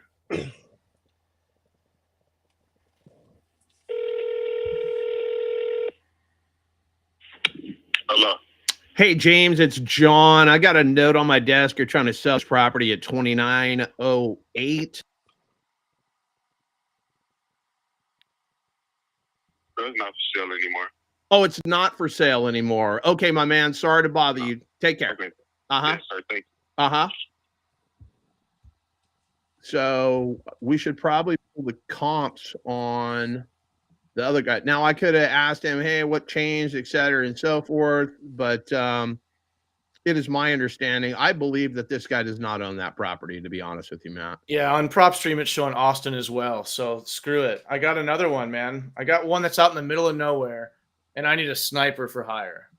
Okay, let's do that. But first, that's what I was hoping Esteban would be on here. Esteban, are you still there? Yeah, I'm here. Hey, I'm going to put you up just so I can get some water. Yeah, you do that. All right. There he is, the pretty one. Hey, who you got in here? Ramos? What's going on, Ramos? How you going, my friend? You hopping in on the Zoom tonight at 7:30? Yeah, I'm hopping on there. I just sent you one too, man. I think this would be a good one. I think they're motivated. Well, I know they're motivated. Yeah, I'll take a look at it, and then I gotta walk this property here at 1 in Oceanside. I'm actually going to be releasing that video on the Discord where I talked the seller down from a 500K down to 10%. Oh, sweet. So yeah, I got to go walk that one in a few. And then I'm actually going to be bringing in Michael. He's a sub 2 mastermind student. We created the calculator together. So we're going to be releasing an update tomorrow and a couple updates over the week leading to Christmas. So that's pretty exciting. And then we're going to have a free 2-hour underwriting session at a very high level and showing everybody how to use the calculator. So pretty excited about that. What was going on with mine? I had too many approvals for that calculator, and that's what was causing it to lock itself up. So what we can do tonight on the Zoom, I could show you guys how to set it all up, so you can get all the functionality on it. Yeah. Once I removed all those approvals, I got my functionality, so it's working now like it should. Yeah, the reason why I asked for all the approvals, right? Because you can use it as a basic calculator, but what the approvers are for, it basically makes a copy of the calculator. So whenever you underwrite a property, it will actually save the whole Google sheet, and sorry, it'll save the whole Google sheet as the address of the property. And then you can also email that to, say, like a partner or someone you want a JV on. So like, let's say moving forward, you got a property you want to run by me. And instead of me asking you all the questions, all you got to do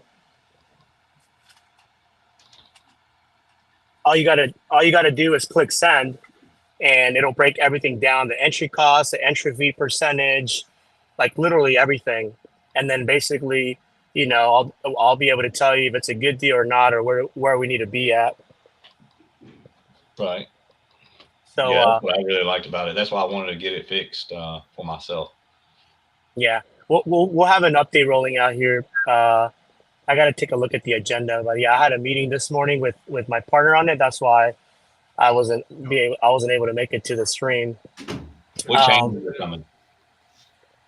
A couple changes. I'll talk about it in the Zoom. A lot of it are like a sneak peek, and then there's a different version of the calculator. Obviously, a paid version, but the paid version has a lot more tools to it. You get one-on-one underwriting Zooms with Michael and I. You get access to the course we're putting together for underwriting. You also get access to some of our private money lenders, Gator lenders, and all that. So if the deal pencils out, you'll have a list of some of our lenders on there. You'll also be able to pull comps directly off the Google Sheet. So you don't have to go to Zillow, Privy, PropStream, and all this other stuff. I basically coded it to where you put an address and it'll automatically take the rents from Rental Meter, from Zillow, a bunch of other cool stuff. So that version won't be available probably till like February. But on this coming version that we're rolling out, it's going to be a lot more organized. It'll also, like I said, when you click save, it'll save the whole Google Sheet as the address of the property, and they'll store it on the Google Drive. So you can actually just share that calculator with somebody, or like, let's say, a couple of days later after underwriting a bunch of properties, there's a search function. You can filter, go back into property you're underwriting, and they can just jump back into it. You're able to send that as an email. It has a fix and flip calculator. It has a hard money loan calculator. It has a hybrid deal analysis, wraps, and a bunch of other high level stuff. But we will be having a free underwriting session, about an hour and a half to 2 hours. I'm thinking next week on Saturday. So that one's gonna be pretty great. Are you getting your car washed, or are you getting arrested? Like, I didn't know what the hell was going on there, bro. Yeah, I'm getting a car wash. I got to go walk this property here. I gotta make sure that I'm all freshed up, Okay.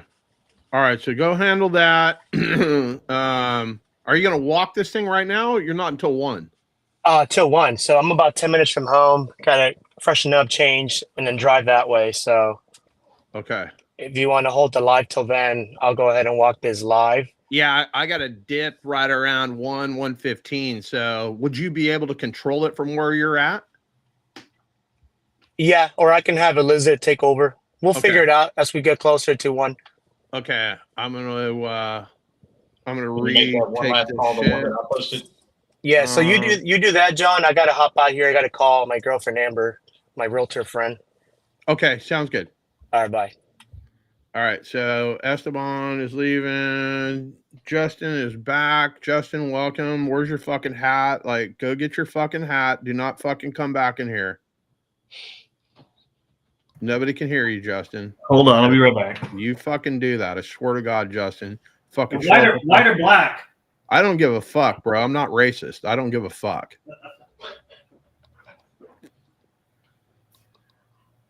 Hey, John, I saw you ask you what else we had, but I know that Ramos had put one in there as well. Did he? I missed that. Where the hell is that? Oh, this one on Zillow? Okay. Yeah, I sent you the holy shit, bro. Too. Okay, well, what the fuck is going on with this thing? In one photo, it's blue. In one photo, it's black. Or is it just the lighting? Maybe it must just be the lighting, huh? Okay. That's a sick house. Yeah, not bad. I mean, I like it. I sent you the text conversation that we had, at least a portion of it, to your phone just now. Okay. Let's see here. I keep getting blown up with the showing activities. Message from the agent. Okay, so this is yours. You're the 276 number? Yeah, that's me. Okay. Yeah. Info. She's kind of expecting a call because I kind of told her, we would probably do that. So at least she kind of knows. But they are motivated. Looks like the owners have moved to another location. As far as that goes, that's just in there. You will go into my phone as Ramos 10X. And you were not sub 2, right? No. Okay. So then you get the NCFS status. And for those scoring at home, that is new creative finance student. That's how I label people in here. Matt Duke, you also have that title until you join. Fuck yeah, Justin. That's what I'm talking about. He's got his hat on. We have a fucking dress code here, okay? We don't have bald, beautiful heads like fucking Ken and fucking Matt over here, but it is what it is. And I don't like all of my fucking chains hanging out like I'm trying to fucking be Run DMC in this bitch. So hold on a second. Let me reset all of this stuff real quick. Let me kill that.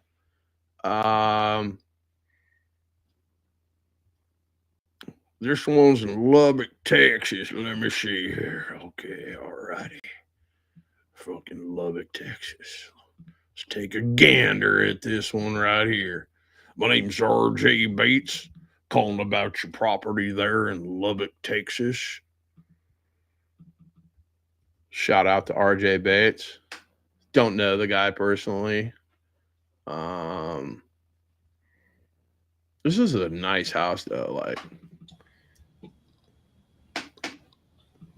my dogs are bothering me, but I'm doing the best I can. I don't like running these lives, to be honest, guys. Like, there's just too much shit. Like, you don't see everybody else struggling. So those scoring at home, we got a new cat, or our first cat ever, and I've got to keep the dogs and the cat away from one another. So there's a little bit of a shuffle here in the household. All right, so I'm just going to call the agent, Ramos. Is that what I'm supposed to do? Yeah. Okay. Is that number in here, or that'll be on my text here? I can send it to you. 1 second. I'll throw it in the chat. So this shit has been on the market 127 days. Let's take a gander. She said that was her friend also, so any money. There's the number. Okay. She asked me if I told her no. She asked Christian Pineda asked a question: can you do a sub 2 when they're going through a divorce? You absolutely could. However, if you were getting a divorce and you absolutely hated that other person, and every single month you're getting a notification that I made a payment on a house that you and Satan lived in together, like, are you going to want to do that? Probably not. And usually when you're talking to a divorce, you got, she's on her side and he's on his side, or he and she and she. I don't want to be politically fucking incorrect in this environment that we live in. I don't want to judge you or misuse your pronouns for all of those out there in fucking woke land, which I've never visited, nor do I give a fuck. All right, so we're going to call this agent. This one's in Texas, so let me get my Texas number. And for those scoring at home, I do not normally use my cell phone number, my regular one, because I used to make, upwards of 5 to 1,069, I think is my record, phone calls. and your phone will get spammed up. So I've had my cell phone number for well over 20 years. And there's people on the do not call list. So they will try to, hey, I'm on the do not call list. Like, you son of a bitch, I'm going to, call the authorities. And basically, there's no way for you to look me up. Now, I have done some dumb shit because my last name is Motzenbacher. So I'll try to shorten it. Hey, John Motz. Boom, you can still pull me up. Like, you just put that little bit of information and boom, all of my stuff pops up. So I usually, hey, my name is John. Well, what's your last name? Whoa, whoa, whoa. Like, we're just dating. I'm not ready to get all there yet. Like, I just fuck with the people. And it's easier for me to ask for forgiveness than to ask for permission. So let's give this agent a call. Let's see what's going on.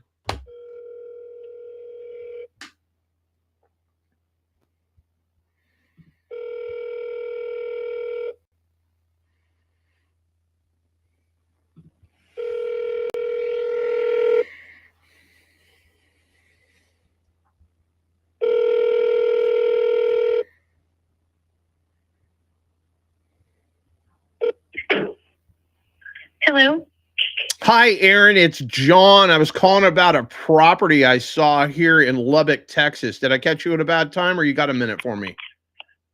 No, sir, I got a minute. Okay, fantastic. So how do we pronounce this this street? Let's start there. Uxbridge.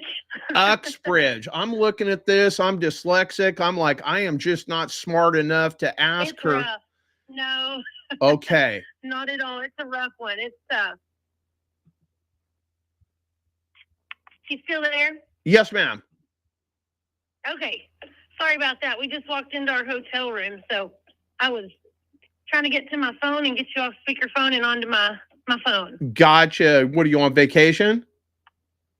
No, we actually we came to the Texas Tech bowl game That's what I'm talking in about. Louisiana. That's what I'm talking Yeah, about. quick getaway. We just finally got to town. Awesome.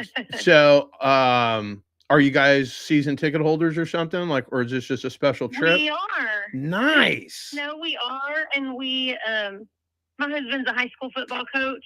He's the athletic director at Idalou, and so we went to the high school state championships in Dallas, and then we just went ahead and took the extra little jaunt over to Shreveport. So you love football, is that what I'm hearing? A little bit. A yes, little sir. bit. Okay. Well, I mean, like, the reason that I, got married and whatnot, my wife was into football. So I was like, well, that's a keeper. Yep. Like, if we can watch football. But the problem is that I am a Las Vegas Raiders fan and she is a Green Bay Packers fan. So whenever those two teams meet, like, little tension in the household. Oh, yeah, for sure. Yeah. I understand. So I am calling you from the communist country of California. So I envy that you live in America. Yeah, I get that. Oh, man, I'm sorry. Well, we take new residents as long as they conform to our ways. Well, I heard that that when I come to Texas, they ask me, "Hey, where are you from?" I'm from California. When are you going back? That's basically what I hear when I show up there. And then I had a couple of buddies move there, and they sent me pictures of their T-shirts. Don't California my Texas. But yeah, that's a real thing. It is. We'll keep the good ones though. I think Austin has been inundated by the left coast. That is an interesting spot. And Houston, huh? Okay. Yes, sir. Gotcha. Okay, so let's get down to brass tacks. What is going on with this property? It's absolutely beautiful. I'm confused why you have not sold this. It's a good friend of ours that owns the property. They bought it in peak pricing in Lubbock. Lubbock had a spike, and it was low interest rates, and everybody was buying. Well, her husband actually worked on my husband's staff for football, and so they were here 10 months. So they bought this house at peak prices, and then 10 months later, he gets a head football job, and they have to leave, and they're stuck with this house, and they're to the point they know they're probably going to lose some money because, where we are now, and it's not moving. But they've really been busy trying to get all their new worlds settled. And so it's just been sitting at the price it's at. So, I mean, the price, we've already lowered the price once. It's just tough. The market's tough and the time of year is tough. And, I visited with many realtors who have listings in the same neighborhood, and without dropping their prices down where they probably don't really want to, Right. nothing's moving. Right. Open houses, nothing's helping it. So anyway, they're just at that point where now they're open to all offers. They're, it's just hard. So I mean, they just bought this thing like a little over a year ago. Is that correct? That is correct. Okay. So, I mean, they're probably going to get hammered with some capital gains tax. Well, they shouldn't have capital gains. They're not going to make a penny on it. They're going to lose. Okay. And they're going to where it's priced now, they're going to lose. There's no way around it. Okay. Like, you guys are a non-disclosure state. So, like, what are we talking about? How much are they going to lose? Well, just in right now, what they paid for it and where it's priced, we're in the same spot. So they've already lost the closing, and I mean, there's just no way to make money on this. Oh, they've lost because wow. they've been paying taxes on it. You know what I'm saying? Like, Yeah. we're selling it where we bought. And so, and if another agent comes along, I've been willing to graciously give up my commissions to help them. Oh, wow. But I can't help what another agent's Yeah. gonna do, because other agents they don't know them and they don't care. Right. So that's Right. the biggest problem. Right. Exactly. Is right now they're just open to offers. They're like, if someone would just make an offer on it, we'll have to look at it. So, feeling kind of desperate, but they've already moved. They own a new house already. So they just need to get in a place where they're not taking care of two homes and paying taxes in two places. Gotcha. That's where they are. That's the one thing that I don't envy in Texas is the property tax. It is pretty severe. Yeah, it's rough. It is. It's a real thing. No doubt. Okay, so can I ask about your interest? Yeah, I mean, I am What's your interest in this? I am property? interested. I don't know what the exit strategy is. I don't know if I move a tenant in there, if I turn this into an Airbnb. I just know that it's beautiful, and I'd like It to. is gorgeous. Yeah, I mean, there's nothing to And do the to this pictures house. do not do it justice. It's already plumbed for a pool in the backyard. Oh, wow. It has a huge outdoor kitchen. I mean, it's a great house. Yeah, and that's why I was just baffled. Like, I doubt I can There's talk to. absolutely nothing wrong with it. Yeah. I mean, there is absolutely. They had an inspection less than a year ago when they moved in, and during that time they had a gate fixed and something on the garage door. Because I was their agent, I was their buying agent. And Okay. so, the situation's been great, and they have two small children in there. But they're great people who kept it super clean, and it has electric blinds. It has a $20,000 sound system in it. Huge patio, outdoor kitchen. It's a great, beautiful home. I mean, they bought it thinking they would be here for forever, and they had to leave. And so, anyway, it's just been a sad situation for them where they had to go, and they ended up buying a house, built a new one very similar to this. So now they just need to get rid of this one. Are they they're still in Texas though, right? They are. They moved to Peaster, Okay. which is, right outside of Dallas, Fort Worth, smaller school metroplex area. Okay, I gotcha. And he's the head football coach there. So he took a huge promotion. They just didn't foresee this coming. There was no way to know that he was going to get that job, and he did. And so they've had to move on. What are you, like a head coach magnet? Like, you seem like you know all kinds. You married one. You're selling somebody's house. My goodness. Well, Like, I did a little bit of it myself, and my husband's athletic director, and so we've actually worked with this couple in a different school district, and we brought them with us to Lubbock Cooper, and then brought him with us to Idalou, and so now he's growing up and taking his first big boy job, and he's on his own, and so it's fun, it's exciting to watch him get those jobs, but unfortunately, the coaching world, you leave, and you got to go when you got to go, and it's not like you stay till your house sells. you got to leave. So right. anyway, that's kind of how it is. Anyway, so that's what I have. Do you have some more questions yeah, about it? it's vacant. So we could close on this thing quickly. They don't have any trouble with that. Sounds like they would welcome that. Yeah. Oh no. Okay. They would welcome that very, very much. Why interest in this house and this neighborhood? Well, something about it that I basically look for houses that have been on the market for quite some time to see if, there's something I can do to, get the house at a deeper discount, but it doesn't sound like that is going to help your seller. I don't want to be a detriment. I want to be something that, that works out for them. Let me ask you this. Is this something they'd let me make a down payment on and make payments to them every month? Like an owner finance type of situation? Well, I'm assuming they've got a loan on this thing, right? They do not. Oh, they do not. Okay. Yeah. So yeah, if we can do a seller finance deal, like, I'd cover the closing costs so they wouldn't have to come out of pocket at all.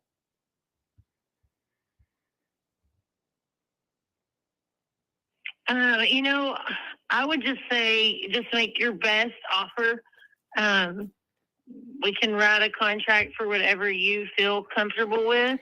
Well, I can put it on a truck form. Them and explain it. Yeah, I can put it on a truck form. We can have a 3-way call, but I know that you want to go watch football. So would this be a better conversation for Monday?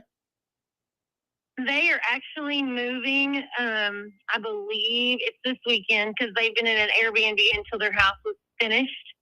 So they had a little hold up. I'd have to get with her and see when would be a good time to visit again.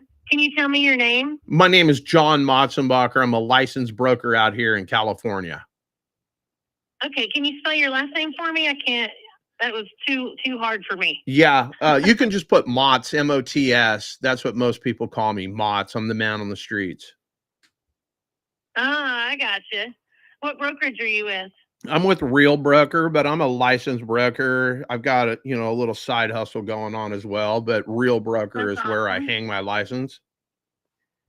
I get it. Do you have any properties in Lubbock already? Not in Lubbock. We have a couple of other properties. We're closing one in San Antonio that is fully furnished. Also a seller finance deal that we are turning into a assisted living facility. So, oh wow. Yeah, so we've got that, but that's basically, I've got another one in Florida. We're buying properties with creative finance because a lot of people are in the same situation as your clients. I mean, to sell their house, they're going to have to cut a check, and it's usually a win-win. And the beauty with creative finance is we can get as creative as you want. We can structure the terms and the down payment and the whatever any which way that makes a seller comfortable. And I mean, I've got I'm not super familiar with special finance. I've had a few offers on paper on some other properties that I've listed that were similar to kind of what you're talking about. But to be honest, when I've asked for information, they've had a hard time giving it to me. Yeah, I've got no problem doing that. Scammy. Oh no, I get it. You got knuckleheads out there on YouTube, on TikTok. They're basically sure, doing whatever it is to purport that they are, quote, real estate investors, and they're basically just trying to wholesale deals, right? And they're basically just tying up properties and wasting your time, wasting the seller's time, and they go away, but you still have to deal with an angry seller, right? Yes, sir. Yeah, so I get it. Honestly, I haven't given any of them any of my time at all, just because we really haven't had any trouble with our market at all. This is kind of like a different situation with this house. Right. Other than this house, all my other properties seem to move fairly quickly, easily, smoothly. The market's pretty healthy in Lubbock. We don't have a ton of these situations. Most people never sell a house after 10 months. This price of house, especially. Yeah, no, I get it. So should we, I mean, we can even have a conversation, a 3-way conversation with the coach, the wife, anybody that you need involved, so I can answer whatever questions. And then if it makes sense, I can put something on paper, and I'll use a trek form. Like Sure. we can use your state contract. I got no problem with that. Cool. But yeah, That's awesome. not my first rodeo. So what is the? Go ahead. What's a good callback number for you? I'm gonna go I'll ahead. have to reach out to her first. I'm gonna go ahead and give you my direct cell number here in my communist country. Okay. It is 559 559 708 6460. 6460. Yes, ma'am. And if you shoot me a text right now, I'll reply with all of my contact information so you can check me out and make sure that I'm real.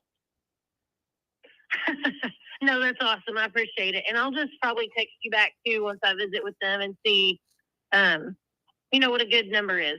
Yeah, absolutely. To visit with them. Yeah, we can just have a conversation. It'll just be a first date. Like, I'm not ready to go down to the store and get a ring and get down on one knee and propose to you, the coach, and the house. Sure. All right. So shoot me a text message. Good. You go and enjoy your weekend, and then you and I will circle back with one another on Monday. Fair enough? All right, John. That sounds great. I appreciate it, Aaron. Thanks again. Have a good one. You too. Bye-bye. Okay, so I felt like I was a little bit quick to go to the seller finance deal and whatnot, but I could tell in her tone, she was like, get through whatever the fuck you want. I want to go watch football, right? And I get that. So you can't just, I'm just a crude person, okay? I don't even know what I could tell you. But you don't walk up to girls at the bar and say, hey, you want to fuck? It's the same thing when you're calling these sellers and you're dropping seller finance or subject to. And you heard what she says. Lots of people have come to her. She doesn't give them the time because they sound scammy, right? They don't know what they're talking about. I have, I've done these deals. I haven't done one deal. I'm not watching YouTube and TikTok and all this other horse shit that, and I mean, you guys all got to learn. I learned from Pace Morby. I didn't know how to do any of this shit either. So, I got my start wholesaling a couple of deals, and then I was out looking for, other companies and like, hey, we're going to teach you how to wholesale. Pace is the only one that, and I wasn't part of the free group or any of that shit yet. I didn't even know who this fucking guy was, but they were talking about seller finance and they were talking about creative, like subject to. I'd never done either one of those, and I'm a licensed broker. I was like, here you go. Here's my credit card, supersize my order. And I went all in on that. It took me 60 days roughly to get my first sub 2 deal. And then once I got my first deal, like it was not bullshit. Like I was like, I wish somebody would tell me this is not possible. And that was the one thing that basically cranked my mind into, just getting deals done.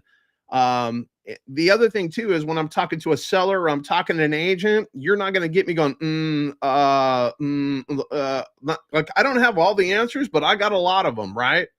So I think the biggest takeaway that I got from that, John, is that you connected with her, man. You got her to laugh. You broke her down, brought her barrier down before you even thought about touching any kind of you made that connection with her. You got her relaxed.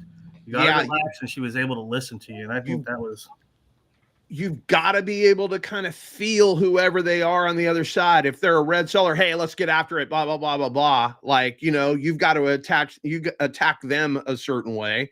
And then if they're a nice little old lady, I've got to change my tone. I can't be super gruff. So what's going on? Are you out there crocheting? Like, whatever it is, I don't know. And I just get them to talk. And that's what if there's anything anybody can take away, I don't have a script. You don't need a script. It's a conversation. Just like when you meet a girl at the bar or you're out on the golf course and talking to some strangers, try to find some commonality. What is it that she like football? Well, guess what? I could talk football all day long. And I know that shit is a straight up religion in Texas. And then she said that the guy that owns this house, she's married to a head football coach. The guy that's selling this house is a head football coach. And then I hit her with hey, what are you, a head football coach magnet? And then that broke her down. But yeah, that's basically how you get deals done. You don't have to close. You should not try to close on the absolute first call. All you want to do is get another appointment, set something up. So she's not, she hasn't done a bunch of creative finance deals and this, that, and the other thing. So basically, hey, let's get on a 3-way call with your seller and I'll answer whatever questions that you need answered, right? And that's basically how it is. So there's lots of agents that say, well, send me an offer. Well, hey, that's great. But like, unless you've done a lot of subject to or seller finance, like you're probably not going to be able to present this offer and answer whatever questions. Why don't we just get on a 3-way call? We'll have a conversation. I'm not going to make you look dumb or anything. You basically can ask me whatever questions. I'll answer whatever questions your seller has. You'll look like a genius. And then a lot of times I'll say, hey, can I tell you guys a couple of questions that you haven't asked that you probably should have? What happens if the due on sale clause gets called? What happens if I don't make the payments on this thing? Like, how are you protected? Like, you understand what I'm saying? And oh yeah, let's talk about that. And basically I'm throwing up the objection, right? But I already know what the answer is to the objection. So it's like I'm arguing with myself. Well, hey, here's the objection. Well, here's the answer on how to solve that. Oh, okay. And I'm the authority, right? Like they don't ever question me, ever. Like if you never played golf, how are you going to tell me anything about my golf swing? But I can look at your trash golf swing and tell you exactly what's wrong with it. Hey, this is what you're doing, this, that, and the other thing. And you see me playing golf. So obviously if you can hit the ball better than me, then what do you need me for? Can we talk about the due on sale clause? Yeah, we can absolutely talk about the due on sale clause. So in every single contract, if you will, every single loan agreement, there's a due on sale clause. And basically they can call the loan due on sale. But let me ask you guys this. If I'm making payments every single month, what's the problem? The bank is in the position to loan money. They want a performing loan. How many people are in foreclosure, short sale, blah, blah, blah, blah, blah. Don't you think they're a little bit more focused on the loans that aren't performing? And if they did come after me and call a do not, they're not going to say, hey, due on sale clause has been called. You need to pay us your money in 30 days. They'll say something to the effect like, Mrs. Jones, we see that you are, that you've sold the house or the name has been transferred to another name. You need to put that back in your name or we're going to call the loan due on sale, right? So, there's ways around it. We could go back to them. We could put it in a trust. We can put it in do an option lease where the terms match the terms that she was talking about, right? So that we had under contract. I'm getting distracted. I'm getting blown up in the thing. He is a rude white man. Okay. I'm a rude man. Gangbanger shit. Okay. I'm rude. Yeah, you're getting spammed. All right. Eat ass, bro. Okay, well, you, my friend, can suck a fat baby's cock. How about that? Okay, so you have a nice day. I've blocked you. You don't want to get in the verbal octagon with me. I will absolutely tap a fool. So the due on sale clause, that's what we were talking about. Anyway, yeah, there's things that we can do. And that reminds me, I've got a sub 2 student that I talked to last night, but I was showing a distressed property to somebody else and I didn't get to, but his seller's biggest complaint was that the due on sale clause can get called. Well, what does that got to do with you? That'd be my problem. I'm going to give you a down payment. I'm making payments, et cetera, and so forth. Like, that's going to be my problem. Why do you care? And again, according to Pace Morby, 1 in 500 deals gets called due. Christian Hernandez had one that was called due. And we can have Christian come on here and tell you exactly what he did and what the process was. Like, I've never had to deal with it, but I deal with the objection. Sure. So, it's not something that's your problem. I'll handle it. So, you want to fight me, bro? Yeah, I want to fight you. So we're just getting spammed up. Oh, and then we're dropping fake N-bombs on me. All right. Santa Madre. Okay, so we don't usually get spammed up, but I've got over 13,000 people on my YouTube feed, and that's basically from my MMA stuff. Also did something we haven't done in a long time called Blow, Beautiful Ladies Oil Wrestling. So I used to set up my MMA cage, oil up a bunch of hot chicks, and basically whoever won, they got $1,000 at the end of the night. So those videos, well over millions and millions and millions of views on those videos. They by far take precedence over anything else that I've ever done. All right, so what else do we need, or do you guys just want me to go eat ass? I mean, I don't know. That's what I've been told today. And as you can tell, I do not have a filter, and I do not care. You can cancel me. You can do whatever you want. I am not your woke partner. All right, so I'm going to assume that's we're going to go with Richmond, maybe. I don't know. What up, my man? Welcome to the show. Yeah. So do we have anybody else I need to call? Anybody? So for example, is that the type of leads that you like to have come in? I don't care. Like Ramesh, I don't give a fuck if the house is on the moon, bro. Like whatever it is. But that right there, I'll tell you, there's two things that are good about that. One, they haven't been able to sell that thing in 127 days. Right. Two, I can solve that seller's problem. Right. I could even pay that agent something. Mm-hmm. But did I throw that out there? No, I did not, because that's Right. something else that I can use. All I want to do is get to the next call, which will be on Monday. I have 17 text messages. Let me see here. Hang on a second.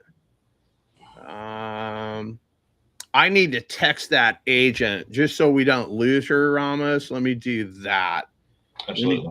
Let me text this chick. Oh,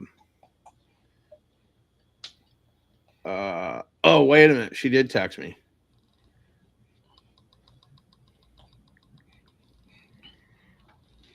Hi, Aaron. John Motson. Whoops. Barker. 559 houses at gmail.com. And just in case it's brought up, I did tell her that my partner was going to call her. So she asked about me. That's fine. We'll make sure that you get paid. Don't trip. Oh, no, I'm not worried about that. I'd like to just see it happen. Yeah, but you're not going to work for free, bro. Okay, we don't do that here.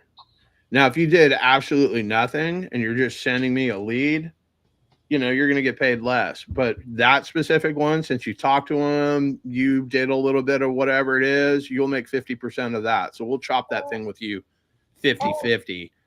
I basically do all the talking. I do all the everything on the front end. Like I tell people, I like to make breakfast, but I don't like to clean the dishes. So all the paperwork, all the, title company, all that shit, that'll all happen on the backside. Any inspections and whatever, you guys deal with all of that bullshit. All I'm doing is banging phones because I don't do minimum wage activities. I just bang phones. And if you guys can do it better than me, well, then you should. You should be here to learn how to do this better than me. You're lying to yourself. You're never going to be better than me. No, I'm just kidding. That's I'm just fucking around. But yeah, so I can't even, the deal is I've had one hourly wage job my entire life. Everything else has been commission sales. So back in the day, and I'll date myself, this beard with the gray in there dates myself, but I used to sell fucking bag phones, bro. Like big, gigantic phones that you were paying 45 cents a minute. And I'd roll around in my car thinking I was all badass. I wasn't talking to anybody at 45 fucking cents a minute. No, bro. I was just faking the funk. Hey, what's up? Whoop-de-woo. and I'd be out on the golf course slinging these phones.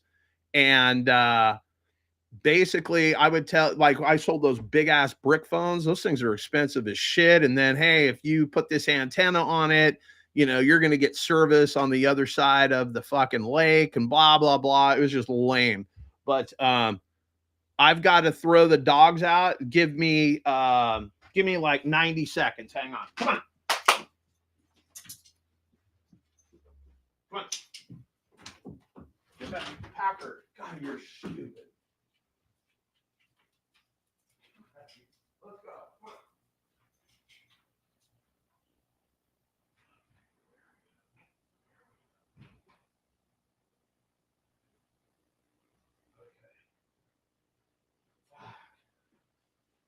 Okay. All right. Fucking. I got a bunch of rescue dogs, and Packer is not the sharpest tool in the shed. So I'm a Raiders fan. My wife is a Packers fan. I've just brought this dog home and I named it Packer. And I figured, well, there's no way she's going to get rid of it if I named it after her favorite football team. So, but I don't know, he was abused or something, you know, happened to him.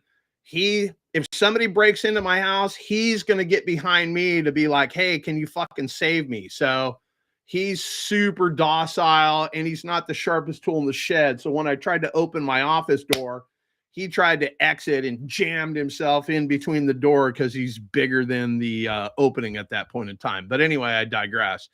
Where were we? Let me see here. Am I calling targeted lists or follow-ups? What filter do you use on Zillow for creative? So Mo kind of answered it here.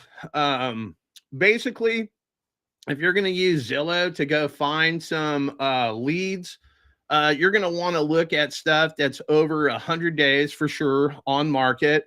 But like, don't go find some rural bullshit that's like out in the middle of the nowhere. Try to find stuff that's way overpriced. You know, in major metropolitan cities, it doesn't matter what it costs. That's 100% irrelevant. As long as you can have more money coming in than going out, you can make absolutely any deal work. And oh, there he is, my man. Now this right here, Smash Mouth, this guy, this is the original hater. Like, this guy, I will never block this fucking guy, no matter what. Like, bro, you can hang out, you can talk shit. You're the man, okay? You're my favorite hater ever. And I can't wait till you need some help closing a fucking deal and you and I can get on a phone call. And if you want to hop in the verbal octagon with me, sunshine, you let me know. I will straight up eat a motherfucker. What is up?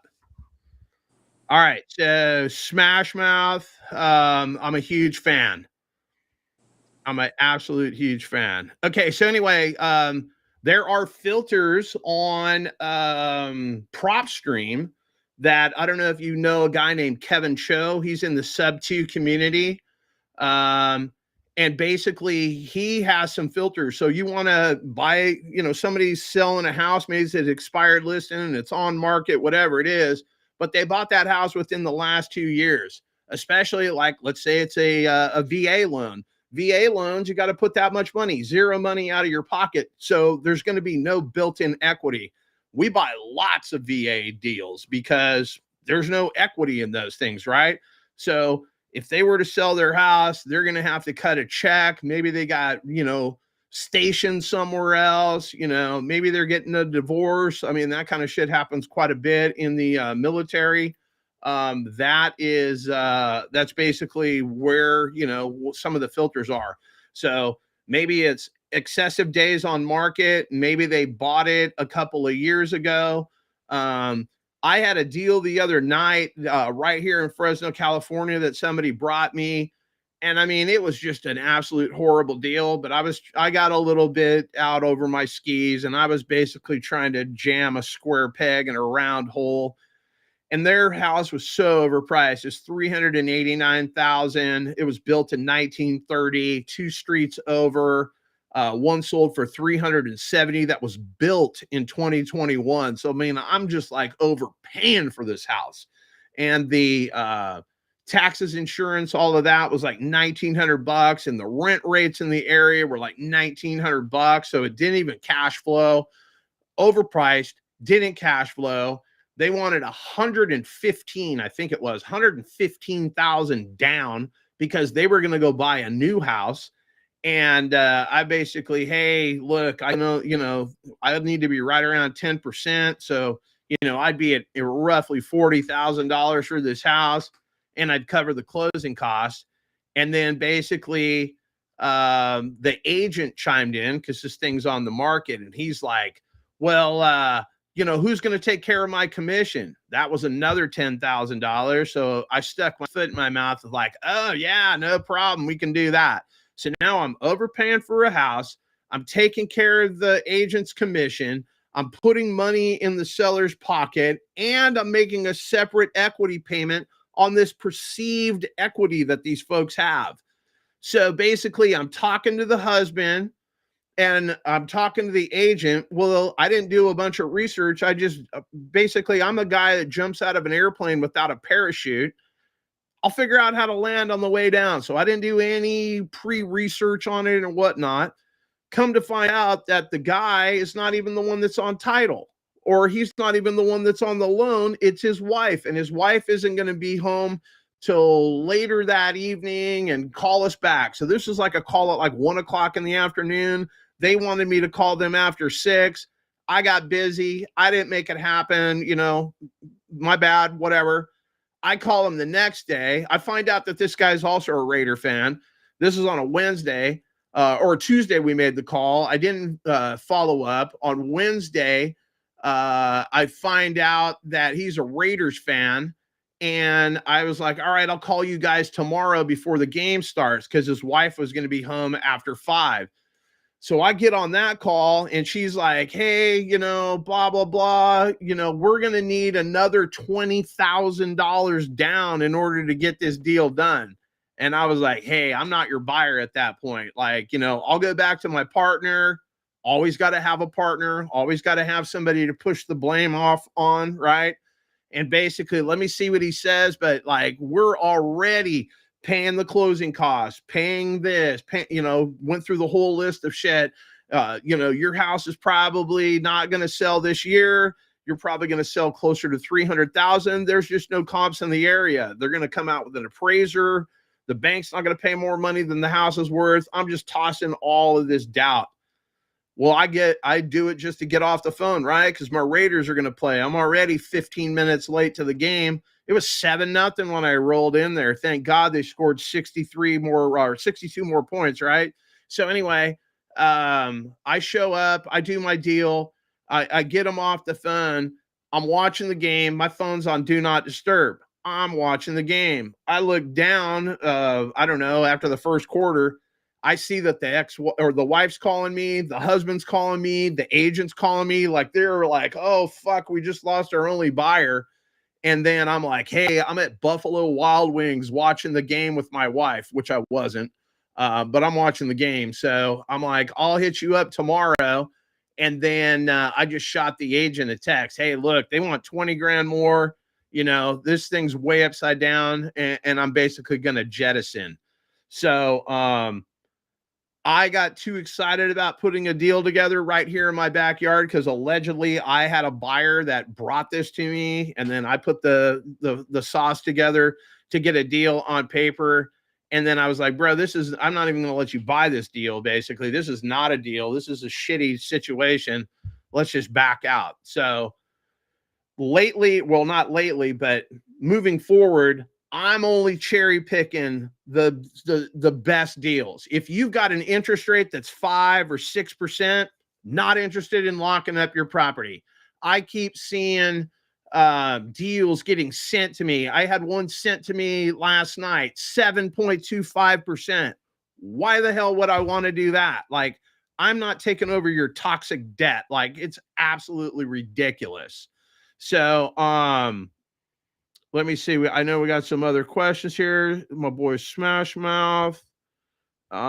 This dude's listening. Shout out to Chad getting his lettuce cut. Oh, and a shave. Do they still do that? They don't do that in California. They won't bust a shave on you. And you know what you call people without beards? Women and children, right? Okay, so there we have that. And fucking Smash Mouth's got a sub 2 for me. Look at Chad's getting his lettuce cropped. I like that. Where are you at, Chad? What part of the country? Oh, Texas, in America. Oh, okay. All right, in America, they do a lot of. Are you open carrying in that? Like, are you just sitting there getting your hair cut and you got like a 45 on your hip? So maybe you feel comfortable. Houston, okay. Maybe you feel comfortable. Maybe we're kin, like my boy Justin over here. We got the cowboy hats. I've never even been on a horse, so. And then Smash Mouth told me that I thought I was a fucking character in Yellowstone. That's why I'm so fond of Smash Mouth. Like he's got some clever smack to talk to me. All right, so Smash Mouth, like, are you trying to be fucking friends with me now? Like, I love when I turn my haters into my biggest admirers. But yeah, I'll close your deal.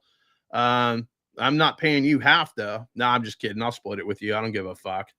Because then you're going to go out on YouTube and all these other places that you're trolling scrubs, and you're going to let them know that I am the real deal, because I am. Hashtag I am him. All right. So you guys got anything else for me to call? Anybody? Oh, here's one. You said at 5%, but this one's at 4.75. I'm just. Let's see. That's a little high. I mean, we might be able to work with something. So let's go here. I want to write this address down too. Yeah. This was Aaron. Hold on. This was Ramos's. So Ramos, keep me in the mix. I'll see what that chick says to me on Monday. And then if I can, I'll get her and the seller on a call, and you guys will see me answer all of the questions live. Yeah. And then I will tell her I will put that thing on contract and send it over, truck contract, and I will record that entire thing to mock the sub 2 community, because we are doing the closers octagon, and it's really fucked up. Like, I lost round 1 of the closers Olympics. If you want to put me on the speaker, let's see how many people we got in here. Let's see. How would I send Smash Mouth the deal here? Copy. Let's see here. Let's try to send it to, how would we send this to you, bro? I can post it in A1. I think that's where he's in. I don't know. He's coming to me off of YouTube. Are you in the A1 group, Smash Mouth?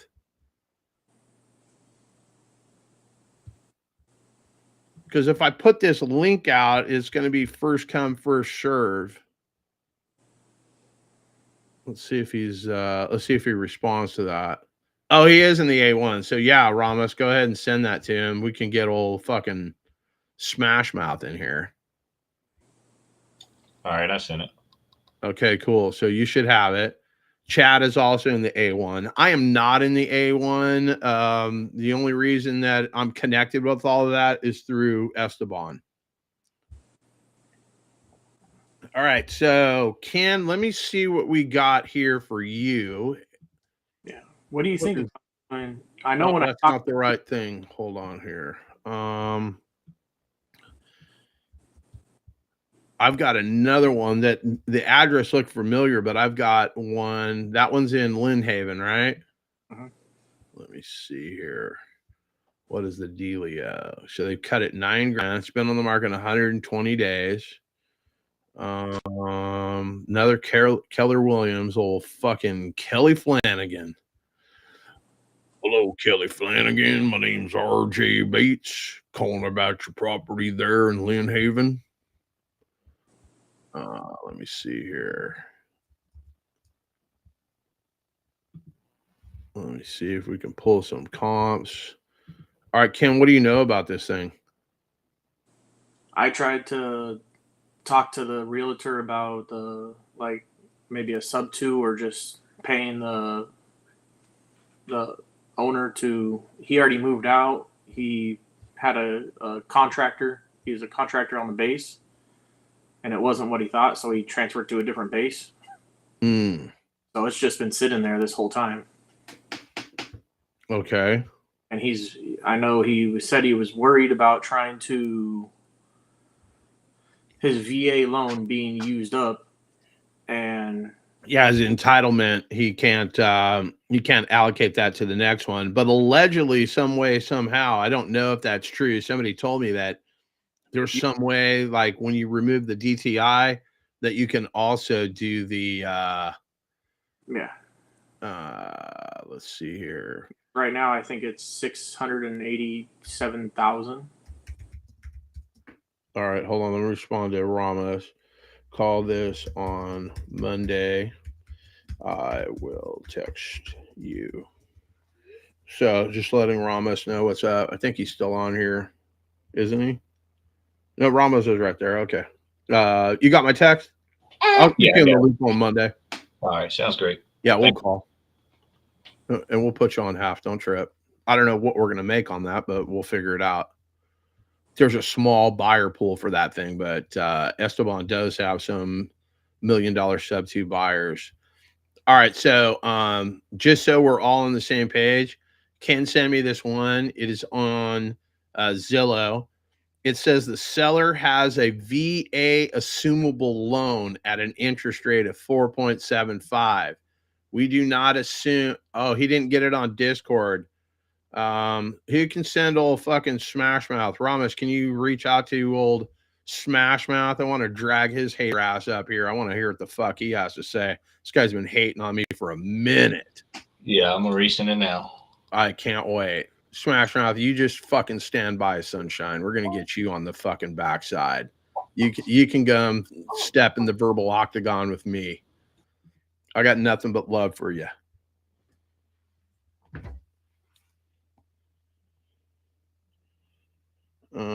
Okay, so where's this one? Hey, I gotta go to Florida number.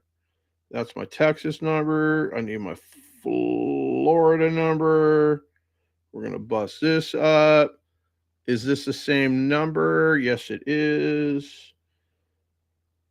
My name's RJ Bates, calling about your property you put on my website. Is that a redneck hot tub I see? All we need is a freaking 12 pack and bug zapper. Is that? I haven't even taken a look at the photos. Let's take a gander here. Oh snap! Oh my god, bro, that shit is straight epic. Bro, what the fuck? It's an above ground trough? Like, what the fuck is that, dude? Oh, that is epic. That is absolutely epic. I love it. Okay, well, we're going to call this one, and we will, I'm glad you brought that to my attention.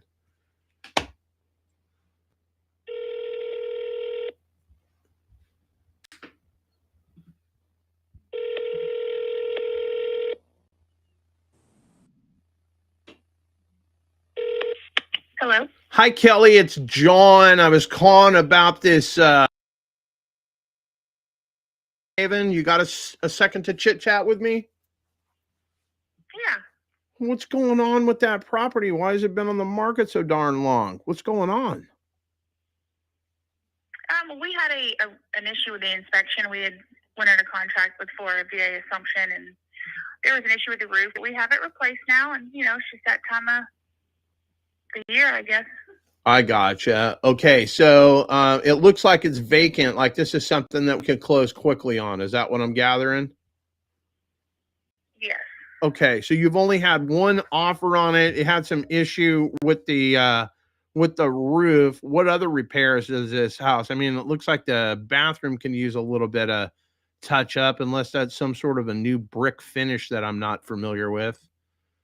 The subway tile. Yeah, no, it's actually supposed to look like that. But the roof has been replaced. It does look better in person, but I do know what you're talking about because at first I felt the same way. Yeah. Okay. And then what is going on with this? Is this a hot tub? What exactly is this in the backyard? I'm not exactly sure how to explain it. I mean, they have a pump that runs up to it. Okay. It's just like an old fashioned, pool, I guess they're calling it. Okay. Yeah, it's definitely interesting. I'm calling you from the communist country of California, so I don't normally see stuff like that. I'm trying to deploy some of my capital into America, and this one caught my eye. I don't need to repair anything. Everything else has been repaired. This thing's ready to go. Yeah, I mean, there were some little things here and there, that could be found in an inspection report, but the big thing, like the roof was replaced. Okay. There would be no problem if there were an appraiser involved. Okay, I gotcha. So, this seller has an assumable VA loan. What's going on with that? Those seem to take quite a bit of time to close on. What's your experience? Yeah, they can take a couple months, just depending on the mortgage holder. Okay. He is willing to do that with someone that has VA eligibility, just so it's not so tied into the loan. Okay, because he's trying to get his entitlement out to go and buy another house, or what? Yeah. Okay. Yes. Okay. Has he already got another house picked out? I'm not 100% sure.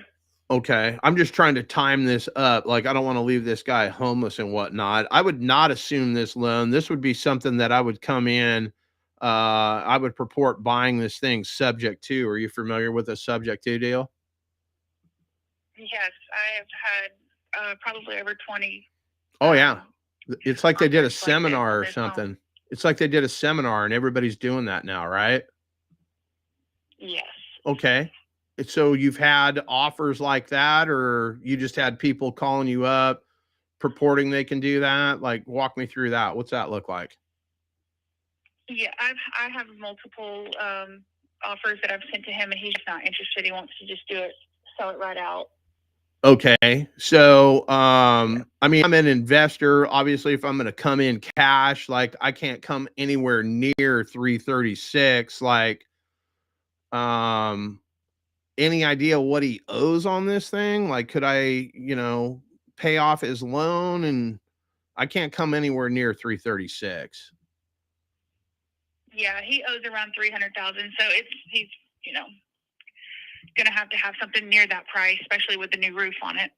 Gotcha. Now, was that an insurance thing that he turned into as an insurance company, or how did he pay? He paid for that roof cash? I'm not sure how he how he paid for it, but he definitely needs to, see that money back.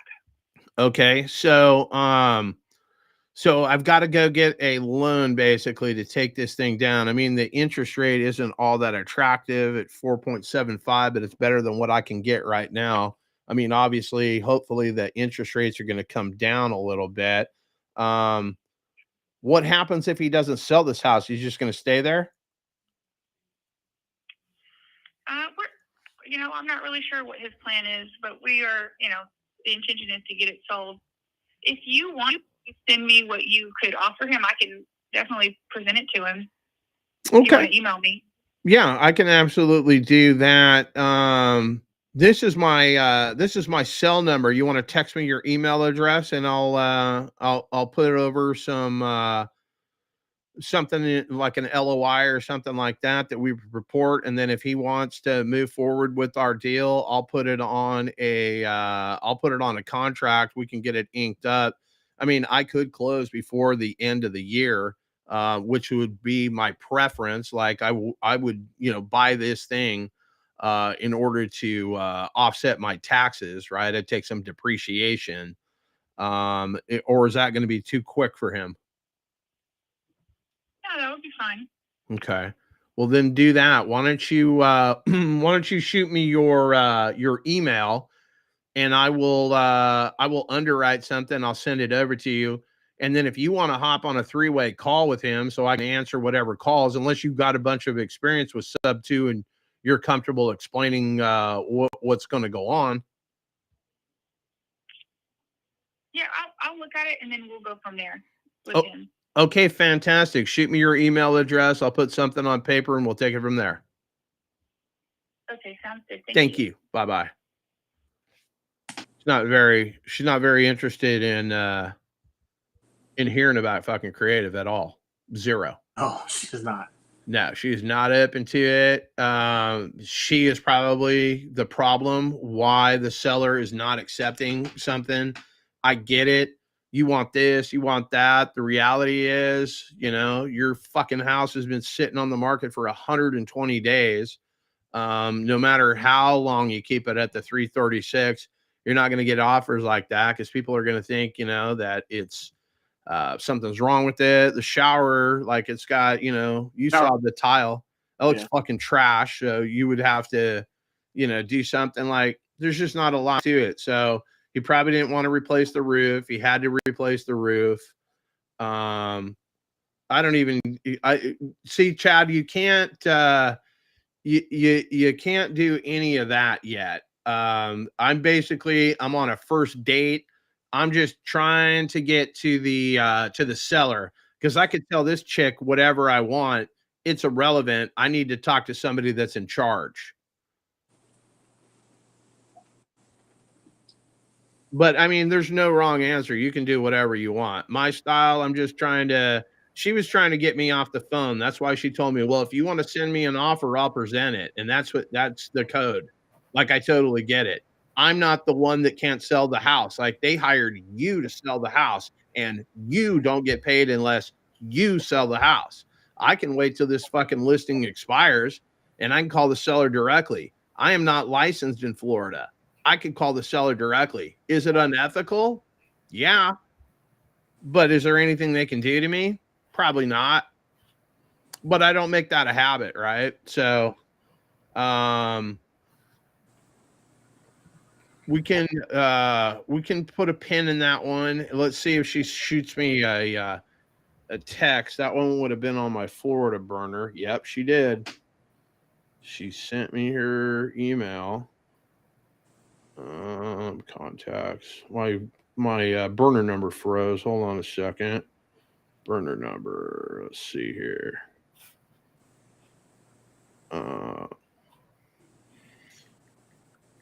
Oops, not hit it. How about got it?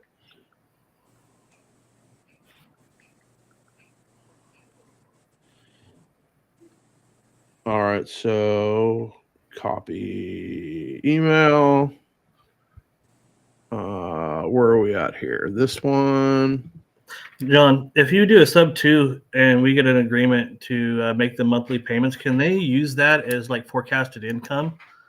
Yeah, in theory, yes, you absolutely could use that. They could take the DTI off, like can.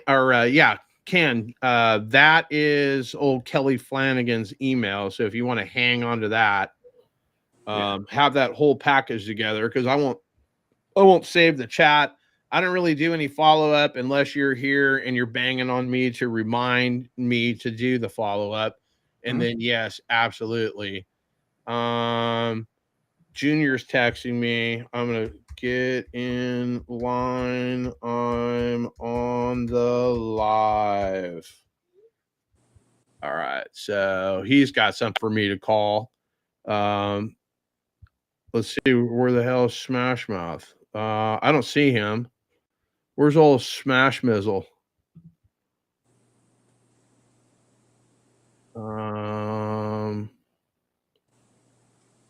I don't know if any of you guys can send that guy the link. He didn't get it on Discord, he says.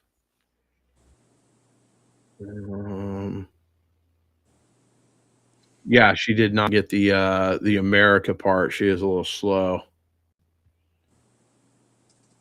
Okay. But I want to get old fucking Smash Mouth in here, so I don't know if you guys know how to send him. I'll put the link in the chat if you guys don't know how to do that. You send him that. We get him on the stage with the greatness commonly referred to as me. And I will call him or call his seller. If you guys don't have anybody else, let's get old Witness Protection Junior. Call Junior Gabriel. Calling Junior Gabriel Sipto LA Mobile.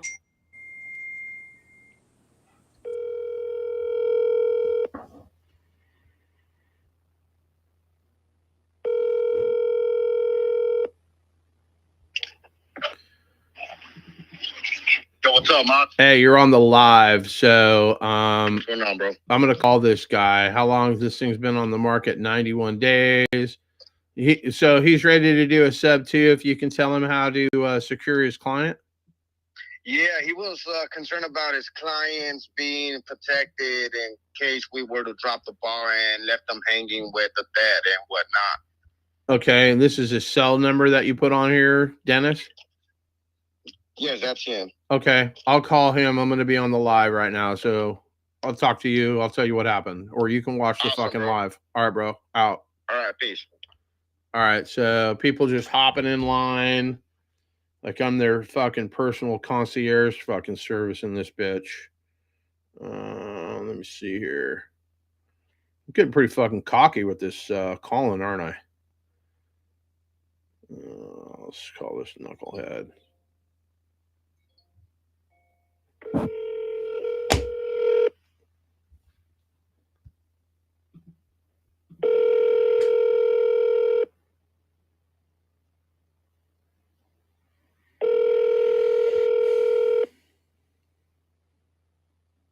Esteban's going to be live with us in 10 minutes, allegedly. Hello? Hey, Dennis, it's John. I was calling about a property on Tioga Pass. You got a second to chat about that? Yes. Okay, so my partner called you, and I guess you were concerned about we were going to do a subject to deal. You were concerned about how your sellers would be. I'm not interested in a subject to deal. I've got a ton of those that come in. Okay, so why haven't you accepted any of those? Because they're all lowballers too, and I don't want to put my owner in a bad position. Okay, well, I'm not. I mean, I'm not talking about lowballing. To sell it, is it? You know, there he wants to clear it out. No holding of anything, just all the money, whether FHA, cash, or conventional. Okay, but it's been on the market. Have you had any offers? It doesn't matter. We've had that. Yes, several offers. Okay. Kind of similar to yours. You know, there. And as I said, he's not in a hurry.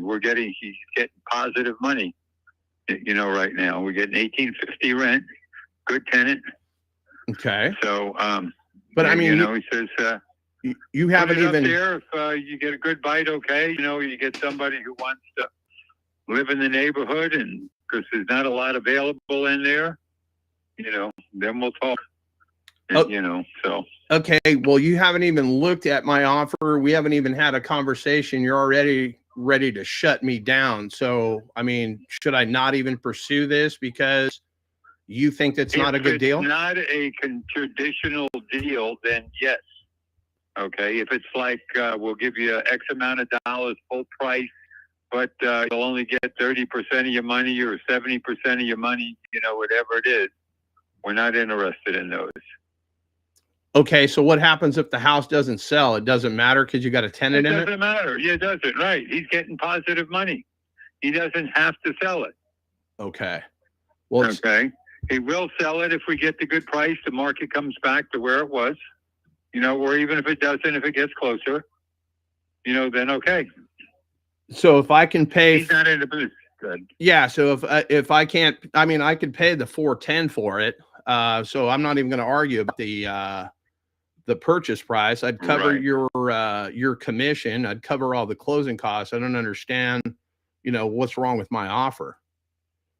What's wrong with your offer is not that it's going to close without the owner having to look over his shoulder because, you know, he's carrying money for it. And I'm assuming that's the only way you're doing it. If it's an FHA normal, a conventional normal, a cash normal, then fine. If you want him to carry back and not get settled, then no. Okay. Well, then I'll keep an eye on it. It sounds like you got everything figured out. So, I apologize. We do. Yeah. Well, I mean, if you could sell it, then, I mean, we wouldn't be having this conversation right now. But I was just trying to call and have a professional conversation. It doesn't sound like you're interested in talking to me at all. It's like I'm bothering you. No, not investors that are looking to steal the property. Well, how am I stealing the property? Educate me how I'm stealing the property. Are you going to get the owner out at close of escrow, whatever it is, completely, and not have to deal with the house anymore? Why would he have to deal with the house? It's going to be in my name. Maybe he's holding back. You're holding back. You want the owner to carry, or you'll pay X amount of dollars, or a balloon in a couple of years, or whatever. Okay. Well, is that not the type of offer you were going to present? I'm going to present an offer where I give him a down payment and take over the mortgage payment. So yeah, that's what I was going to do. And that's exactly. I'm a seasoned broker, and that's exactly what we don't want. Well, neat. I'm a seasoned broker out here in California. So now what? I mean, like you're talking to me like I'm not educated. In this state, so I'm sorry. I said you're not licensed in this state. Okay. Okay, for one. What does that have to do with anything? But at the same time, it's like the '80s where the FHA will assume it. I'm not assuming it. So yeah, I'm not assuming it. Okay. I'm buying the house subject to. You know the difference between the two, right? Mm-hmm. Yes. Huh? Okay. Okay. Have a good day here. Thank you. All right, Dennis. You have a great day too. Merry Christmas. Okay. So there's old Dennis. He wants to fucking argue, right? So anybody out there, what could I have done different? Was that guy shut off the minute I fucking talked to him? Yeah. Right. That. So this one right here, 1,000,000% for sure. We will call this motherfucker every 2 weeks. Like, hey, what's up? See, you still haven't sold that thing. Like, I will verbally tee off on this guy. And it's like, I'm a seasoned broker. Well, I'm a fucking broker out here in California. What are we having, a big dick contest? Like, well, you're not licensed in Vegas. And that's a problem. Why? Because you don't understand fucking creative real estate. It's a problem. Guy's a knucklehead. So, but Junior probably already pissed in this guy's cornflakes, and that's why he's upset. Now fucking Esteban is back. Where is he? He is in. There he is. Did you hear that call? It sounded like you're not real. I'm definitely not real. I'm definitely not real. That's for sure. Hey, you should put a series together where we get all these knucklehead agents who just shut off, and then call them every month on the same day. Yes. From different numbers. Hey, it's been 30 days later. I still see you got that property for sale. How much are you making on that thing? The answer would be no, nothing, zero. But like, hey, you remember I called you this day at this time. How's that working for you, tough guy? Brad, this is what we need. We need all those calls. And then when the listing expires, I call the seller. I put it under contract. I lock it up. We put all that shit together. And then I send that video as a present to the agent. Like if you would have just fucking listened, and then maybe I'm rolling around like Keller Williams agents. I'm a money magnet. I'm a money magnet. I guess they have some fucking thing where they roll around in a bunch of cash screaming they're fucking money magnets, which always gave me a fucking chuckle because I'm a money magnet. But anyway, yeah. All right, so are you ready to take over the reins here so I can go get what I need to get done, and you can stop playing my organ music as your dancing monkey? Well, I'm running about 50. Look at this traffic. Check it out. Wait, you're late to something? No, not you. You could be a fucking real estate agent, bro. Bro, I got to deal with all these freaking knuckleheads just calling me. You're a knucklehead magnet, bro. You run the knucklehead mafia. Can you see my screen or not? I can. Yeah, I can see that. So, I mean, I'm stuck like bumper to bumper here. I should have gone on my motorcycle is what I should have done, but stuck in this bumper to bumper. I got about 20 minutes to go. You got a Vespa? He probably does have a Vespa. He looks like a fucking Vespa guy. Yeah, so anyway, that's what I got going on here. Oops, what's going on? So how long are you before you get to where you're going? No, it's about 15 minutes. I don't think no one can hop on the. I mean, we've been running this thing for 3 hours now. If you say so. It looks 2 hours 59 minutes. Yeah. So I guess we could just end it here. I'm gonna be having that. But Smash Mouth's trying to fucking get in. My number one fucking hater is trying to come on the fucking backside, and nobody can get the link to this knucklehead. I got him the link, but it might be too many people in the chat right now, so I'll back out. Let me back No, out, John. Let Esteban, because we got one. How many we got? 1, 2, 3, 4, John. 5, 6, 7, 8. There's room. Yeah, so I gotta back out anyway because I'm running late, and then maybe you and Smash Mouth can have a tea party and then just end the live. I can't wait. I cannot wait. All right. I'll touch base with you in a couple hours. All right, sounds good. All right, so Esteban's out. I'll put my fucking. Well, hold on here. Let's get. Why is Ken not? I don't know. You're stuck on the feed, bro. I don't know what is going on here. So, all right, that's where we're at. Anybody else got any other questions? I got to pick up my daughter. Okay, cool. So, Alex, Justin sent me something. What the hell is this? Yeah. That's what I'm talking about. That is exactly what I'm talking about, Justin. I am a fucking money magnet, bro. That is epic. All right. So Ken, you're gonna hold on to the Lynn Haven. Are you available on Monday when we go live? I should be part of the day. I got to take my truck in and get it.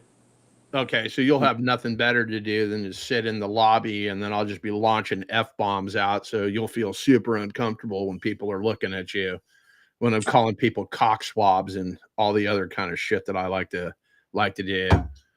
Smash Mouth, just click the link that I sent you in the Discord. Yeah. Click the fucking link, sunshine. Come on down. Da-na-na-na. Da-na-na-na. It's like the fucking Price is Right. I can't wait. I cannot wait. I hope Smash Mouth gets in here. This dude has been hating on me for a minute. I can't wait. Like, do not disappoint.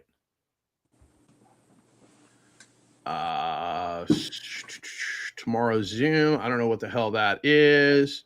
Oh, RJ Bates sent me an email. My name is RJ Bates. All right. So for some reason, I cannot. There I go. I've replaced now playing the part of Ken. It is me, Mott's. All right. So Juan is trying to get old Smash Mouth in the mix here. I'll hang out a couple of more minutes to see if we can get that done. Alex is got to pick up the daughter. Okay, it's all gravy. All right, so do we have anybody else that we can call? Should I call and yell at Junior? I wish we had that thing. Oh, Junior saw that. Okay. All right, Dennis hates me. We're going to call that guy at least every 2 weeks to check in and throw salt in that wound. So that's that. I've got to save Dennis's shit, though. Where is this one? Actually, I'm going to put that in the fucking CRM. Like, I am invested in this shithole. So, and I've got another one. He's equally as nice in Ohio. So let's see. People, add lead. I can't put this guy in as jack off agent. That name has already been taken. So that's kind of going to be a problem, but we'll work on it. Dennis is a tool. So he's going to be Dennis is a tool.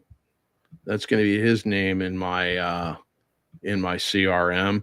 But I can assure you, what I just told you, how I'm going to take snippets and whatnot, and then we're going to wait for that listing to either expire or, as he clearly pointed out, I am not licensed in Vegas or in Nevada. I'll call that guy directly, the seller, and I'll lock that thing up. I'll put it under contract, and then we will send him the video clips of me putting it all together. If it's expired, then there's really nothing he can do. And then I'll send that to him. Maybe I'll even mail it to an office and a nice package and everything.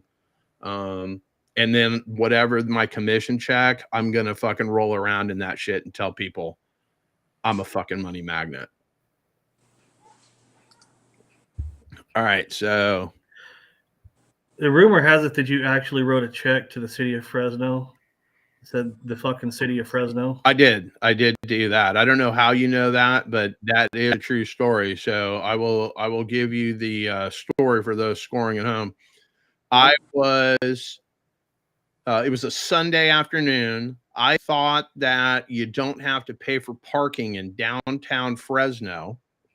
So I'm sitting in a skybox that was given to me by either cars.com or some marketing company that was basically, hey, thanks for fucking spending all the dealership's money with me.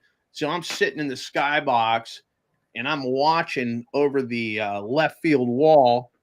They write a ticket for my buddy's car, and I'm laughing. Hey, Dan, your fucking car's getting a fucking ticket, only to see this guy fucking walk to my truck. I don't know if it was my truck or my my Audi. I don't remember what car it was.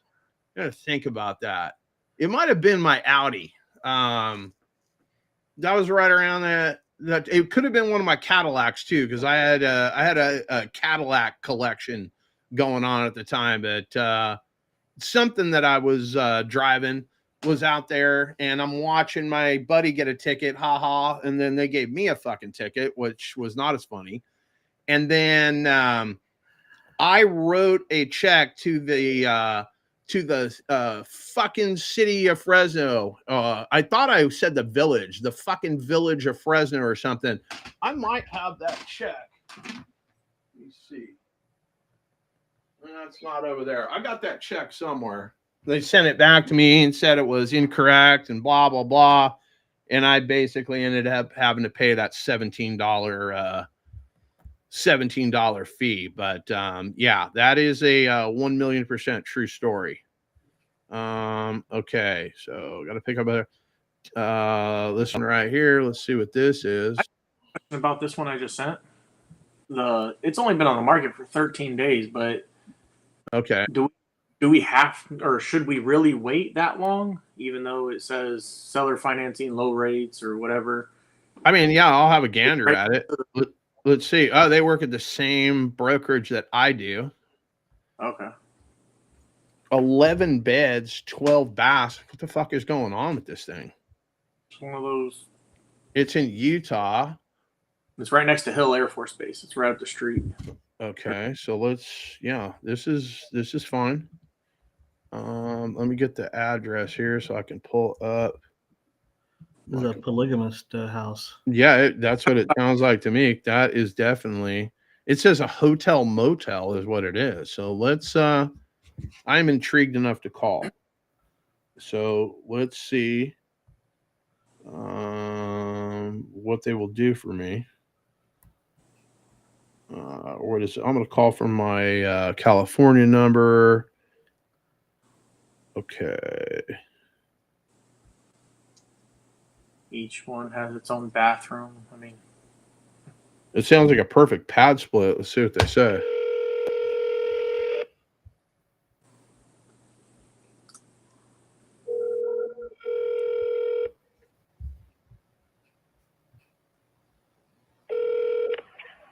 Hello.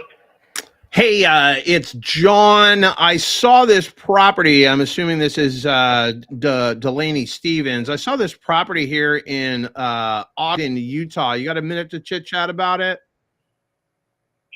Yeah. So what's going on? 11 bedrooms, 12 baths. I've tried to pull up some preliminary information. Like, I'm also a broker out here in California. I'm at Real Broker as well. But when I pull this up on RPR, it shows that it's a hotel motel. Like, what's going on, my man? Well, initially it was built as a small assisted living center. Okay. Most recently, they've been using it like a Airbnb short-term rental type situation. Okay.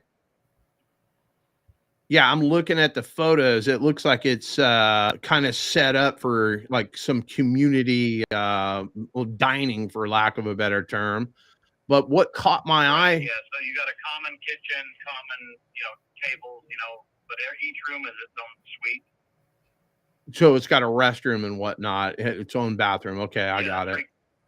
Three-quarter bath in each of those units, and so yeah, and then it's got one half bath just out in the common area if people need it. And then there's one of the units that actually has its own kitchenette that could be used as like a manager's unit, or something you could rent for a little bit more money. Okay, fantastic. So the one thing that caught my eye, obviously, the seller finance. Have you guys had any offers? Like, what's that look like? We've got 2 offers that we're looking at right now, kind of batting them back and forth a little bit, but yeah, there's definitely been interest, and now we're just trying to see if we can get some people on the same page. Okay, so walk me through it. I come in $980,000. I pay your commission on the listing side. Like, what's the PITI look like? What's the interest rate like? Let's talk numbers. They'd like to see 20% down, and they'll finance it at 5.5.5% for 5 years. Oh, so they want a balloon. Yeah, they'll amortize it over 30, but they would like it either refinanced or paid off one way or the other within 5 years. And their goal with that is, as soon as the federal funds rates drop below 3%, they'd like to see somebody refinance it. Yeah, I mean, that would make sense. Obviously, if I get anything below, makes sense to the buyer, makes sense to them. Mm-hmm. Okay. So I mean, usually I'll pay their price if they go with my terms, or I'll go with their terms and they go with my price. It sounds like they're pulling all the levers to their side. Is there any flexibility in any of these terms, or like? There might be a tiny bit of flexibility. I mean, that's basically where we've gotten to. Initially they were, and 5.75.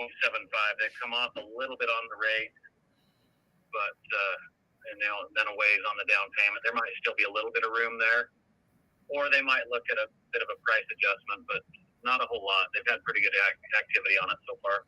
Yeah, you said you got 2 offers. So what was wrong with those offers? Are they not full price offers? Like, they were wanting a little more favorable terms to the buyer, a little more rates. Yeah. So these guys feel pretty good that they're under what somebody could go borrow money for. So that's kind of where they're at. So I'm guessing this thing is free and clear. There's no bank involved. No bank involved. It's actually got private financing, and that's who is mostly doing the negotiations. We've got a seller, and then the seller's hard money guys, basically, that are the ones that we're working together with to get it. We're calling it seller financing, but it's really going to be, you'll be renegotiating with this particular private lender if you'd like to continue along that path. Okay, so there's hard money involved. All right. But that's interesting. So the rate would be favorable. Usually hard money is like 12%, right? Well, yeah. So these guys, I mean, they're a private lender, so whatever term you want to use for it, they funded the deal completely for the guy a few years ago, and he bought too many things and got overextended. Okay, I gotcha. So now they're looking to have somebody step into it that can perform and make it work. Do you have any idea what the TI, what the monthly payment is? As long as I got more money coming in than I got it going out, I could make it work.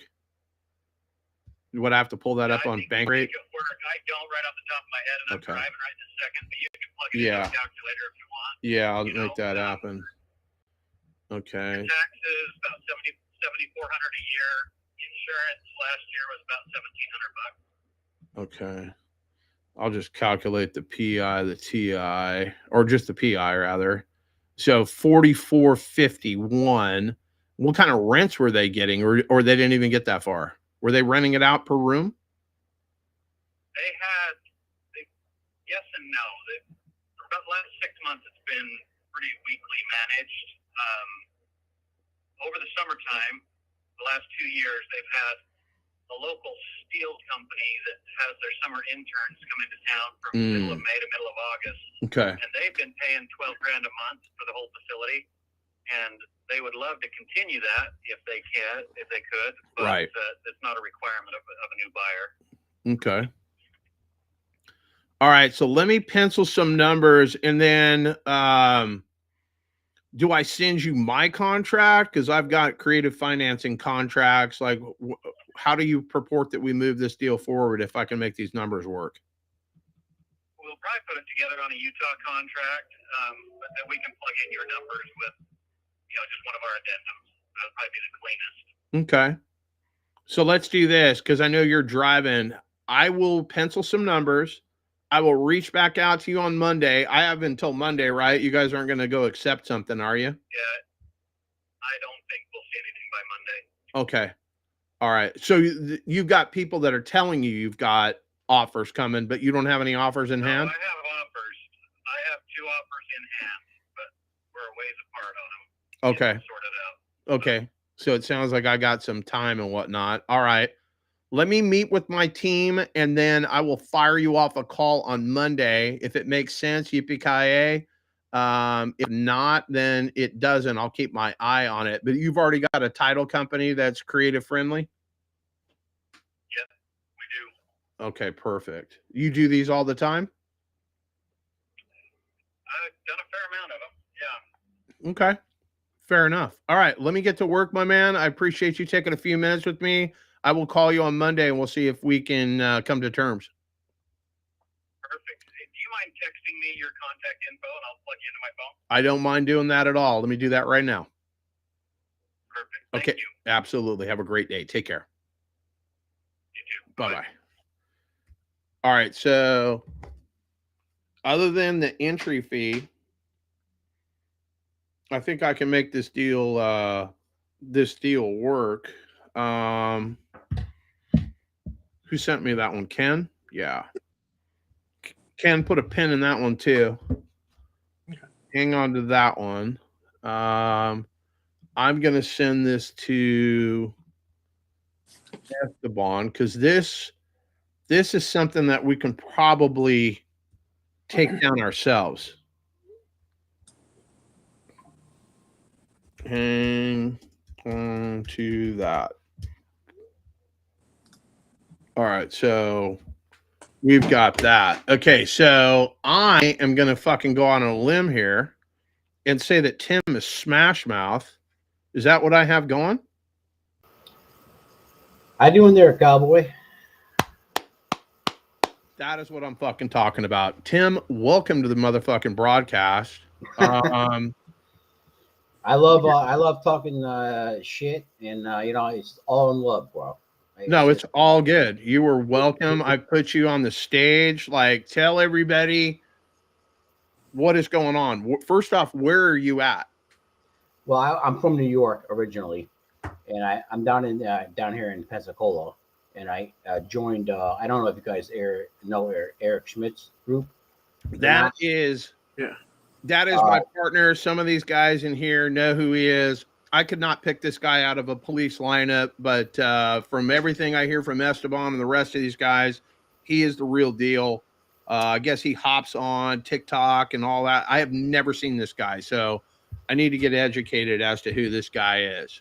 Yeah, he's really good. I mean, like I got introduced you to from Esteban. I really love watching your streams because I love talking a lot of shit to you. Because yeah, it's totally fine. I do not take offense. But it's so funny is because you're actually a funny character, to be honest with you. But there we go with the character again. See, I was a character in fucking Yellowstone, and now I'm a character. Like I'm a clown. I fucking amuse you. Yeah. Well, well, take it easy, Joe Pesci over here. Okay. Yeah. Right.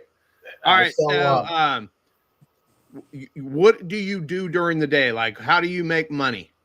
I flipped dozens of properties. Oh, okay. So you're in the space. Oh, I'm definitely in the space. Okay. So yeah. So what I'm trying to do is I'm trying to get into the creative space, which is a new realm for me. Right. It's like jumping into a deep pool, the deep end of the pool, right? Right. Because there's so many things you can do with it. But that's that's what I'm trying to learn is like how to put together creative financing deals, subject to all this other bullshit. People want to hold the note for me for 8 years, all this other nonsense. And so that's what I'm trying to literally get into. And it's I think it's a great space to get into, to be honest with you. Now, if you took down something subject to, what would you do with it? Are you trying to hold these yourself? Like, what would be your exit strategy? Well, it all comes down to the thing. Like, I wanted to send you a property right now that I've been trying to work on. The agent's a real asshole. I'm gonna be honest with you. Oh, I love it. I can't wait to call him. Yeah, that's what I said. I sent it to you into the chat. I'm like, can you guys do subject to? And this is a great property. If you actually look over the numbers that I'm going to send to you, I couldn't take it down myself because I don't have the enough knowledge to do it. But you're a real smooth talker over there, and I think you might be able to do it. The owner is like out of country. He's doing the VA type of thing. Okay. And he's like, I don't want to do it. I don't want to do it. It's going to come against my like VA loan and all these points and all this bullshit. But I'm sitting there like thinking like, dude, we're gonna help you out here. We're gonna help you out here. Save you 100. I don't know if the VA is quite as stingent on the credit line of it. I'm not sure if they look at the credit line of it because I know VAs get a lot of perks and stuff like that. But I'm not sure. But let me tell you, this property I'm gonna send you. I haven't been able to close it because I'm not acknowledged as I don't have enough knowledge as you do. This property, it's $100,000 on there. Okay. So in the private chat, do you see that at the bottom? If you put it in there, only the guys on the screen right here are going to see it. None of us are going to steal your deal, but I will call right now. Sure, I will definitely. The agent is a real asshole. I'll Can't definitely wait. put the. Yeah, that's what I'm saying. This is a good deal. Let me tell you. All right. So if you put that in the private chat, I will see it. I'm going to put it right there right now. Just 1 second.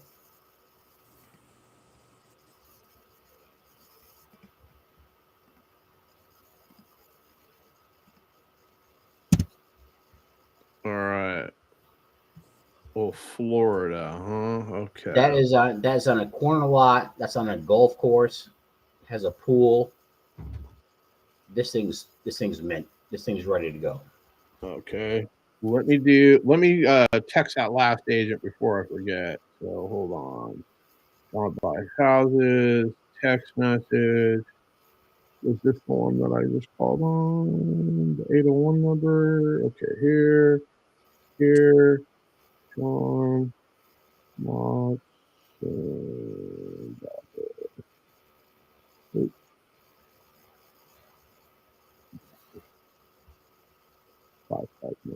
Houses. Email.com. CRC 01950.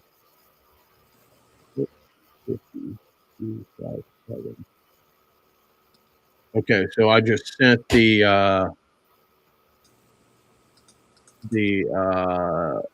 Ogden, Utah one to that agent. So let's see what's going on here.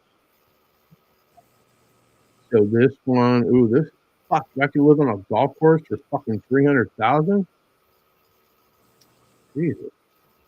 This property is fucking mint. I'm telling you, man. If Yeah, we this can is go there and nice. just fucking clean it up. If we can get this under subject to, like I said, the agent's a real asshole, but the owner is actually out of country. Okay.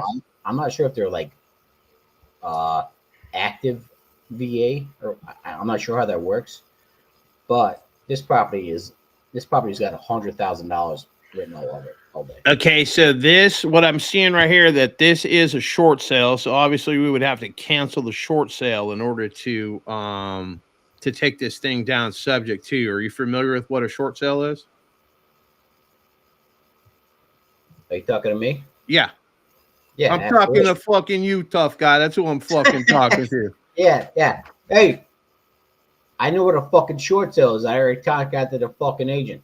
Okay. All right. Just making sure that you know. For those scoring at home, a short sale is when you owe more money than the house is worth. You petition the bank to let them sell the house, let you sell your house short of what you owe on it. So let's have a conversation with old fucking Michael Greery, Remax fucking champions. Let me see if I can pull his oh, he looks like a real fucking cockswab. Hold on. It's definitely been look at sitting this on there for a fucking guy. while. Look at this fucking guy. Yeah. Let's fucking call you old fucking dick face. Let me see here. Let me fucking see here. Fuck out of here. This fucking guy. Let me see here. Fuck face Jack. Let me fucking call him up. You actually maybe better attempt with your fucking Baja California. Yeah. This fuck face little jerk. Let me fucking call him. This fucking jerky.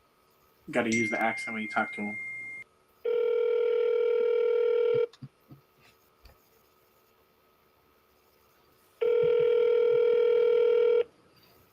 They only owned it 2 years.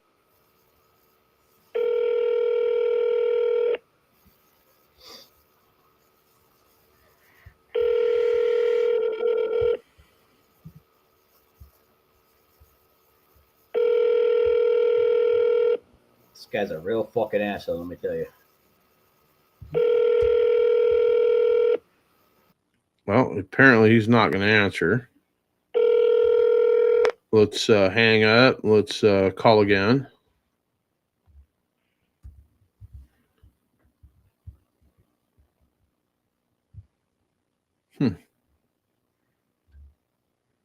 I didn't even know there was a football game on. Are you kidding me right now? Yes.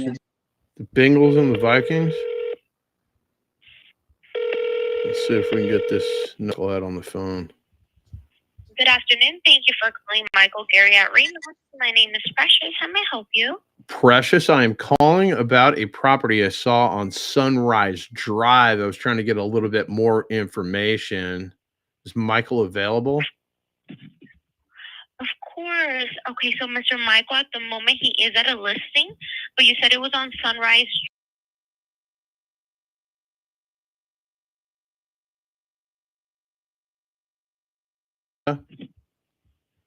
Perfect. Okay, so what I can do for you is let me gather your information to send it over to Mr. Michael. Okay. That way he can follow up with you. Okay. May I have your first and last name? My first name is John, Jon. My parents were poor. They couldn't afford the H. My last name is Mots, M-O-T-S. And then you're going to call me on my office number here at 727-228-0343. Thank you, 727-228-0343. That is it. And when's the best time for a call back? Now. Okay. And you said first name John, Jon, last name M-O-T-S? Yep. Perfect. I'll send this on over to Mr. Michael for that call back, and I hope you have a great rest of your day, Mr. You too, Precious. Thanks for taking a few minutes with me. Have a great day. Thank you. You too. Thank you. Bye-bye. Bye-bye. All right. So she's nice. He's not. He's at a listing appointment. I was going to talk some shit to this guy. I'm a little disappointed that he's not in the mix. Smashmouth, you going to be with us on Monday? I don't hear you. Like you're muted for some reason. There he is. Yeah, I'll be there. Yeah, I'll be there. Okay, cool. So put a pin in that. Have that one for me. We will call. If this guy calls me back, I'll fucking stall. I'll do something. I'll get on a call with him on Monday. Then we will talk golf. We will talk about what is going on with this property, and we'll see if we can get him to have a conversation about canceling a short sale and moving the deal forward. But like the marketing on this thing, multiple offers. Well, if you've got multiple offers, then why are we still on the market 173 days? So depending on how he engages me, I will fucking verbally tee off on him in a professional manner. Well, the problem is that they have multiple offers at like 230 for the short sale. But I mean, this property it's 3,200 square feet on a corner lot on the golf course, right? With a pool. Like, how can you not be able to get offers on this? I mean, I would agree. It's insane. Like, well, you're at a listing appointment or something. Apparently, it is a little bit dated. I get it, but I mean, I don't give a fuck how dated this shit is. I play golf. I'd roll right out of my back door and go play.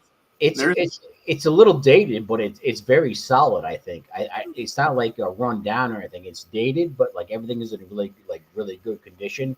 Even if you just want to take that property and just remove the cabinets out of it, you could actually I guarantee you probably sell those cabinets and make a couple $1,000. Like walking, knocking down walls or anything like that. You're just taking the cabinets out. You're taking the cabinets out and putting new cabinets in with a new countertop. That's a $500,000 property. Okay, so Monday we will. Am I wrong? No, I mean I don't know what I don't know, but what I know is if they would accept an offer, I don't know what they owe on it. Like I'm gonna have to get the whole 411. He may owe 500,000 on this thing. The short sale. No, he owns less than like 350 because right now he's like 13 or 14,000 behind on the mortgage. Okay. I mean, dude, I'm telling you right now, this is why I'm pulling my hair out to let the hair that I had to left. This property is good to go. Okay. It looks like for the last 6 months they've been knocking it down. It started out at 420, then 409, then 4, then 340. Yeah, they just a 25 HOA fee to be on a golf course. That it says $2 where I'm looking at it on Zillow. Like I'm like $5. Yeah. What I'm saying is, like when I started contacting this guy like a month ago, they just knocked it down like 30 grand in the past month. That is nuts. I'm like, what are you doing? What the fuck are you doing? Yeah, he just reduced it again for another 15,000 yesterday. Yeah, exactly. I'm like, what the fuck are you doing, bro? And this December 20th, is this like an arbitrary deadline that they're just trying to create some urgency, or? That I don't know. I got to have the conversation with the seller. So basically or not the seller, the agent. Basically, I'm going to ask some questions, figure out what they're trying to accomplish, basically figure out, how do you not move this property? It's right on the golf course. Like, Well, the problem is that like you can't get a hold of the owner is kind of hard to get a hold of because he's out they're overseas. Yeah. Like I said, it's a VA loan, so I'm not sure if they're in active duty. I'm not really sure how that works. Yeah, we're gonna have the conversation. This property is fucking mint. Yeah, I mean, I don't know if it's the photo color or what, but I mean, this Thousand Island dressing color in the house could be updated. But other than that, like, I mean, I don't know who keeps tires in their house, but apparently this guy does. I don't really understand what's going on there and why you would leave those in a house. That skinny wheel looks like a drag front wheel off a drag tire. Yeah. Yeah, I would agree with that. But all these houses in Florida, I have never been to Florida. There must be shitloads of bugs because they all have, lanais, basically a glass covering over the pool. And I've got a couple of friends that moved from California over there that that have a lanai in their deal. So I think it's mostly alligators. So what they do? Oh, is that what that is? Okay. Well, what?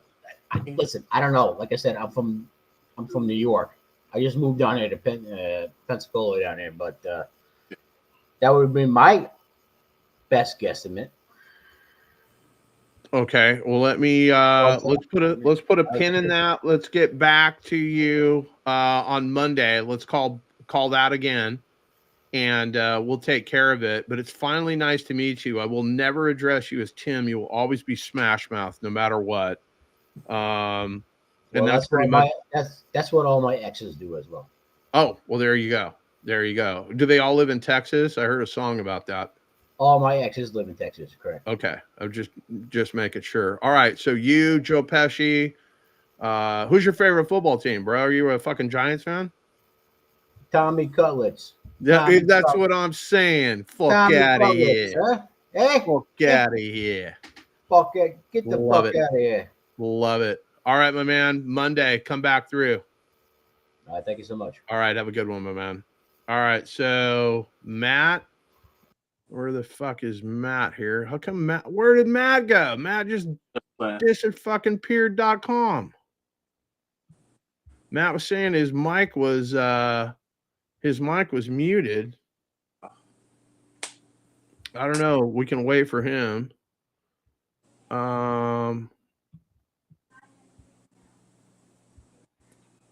Matt Duke, what are we doing?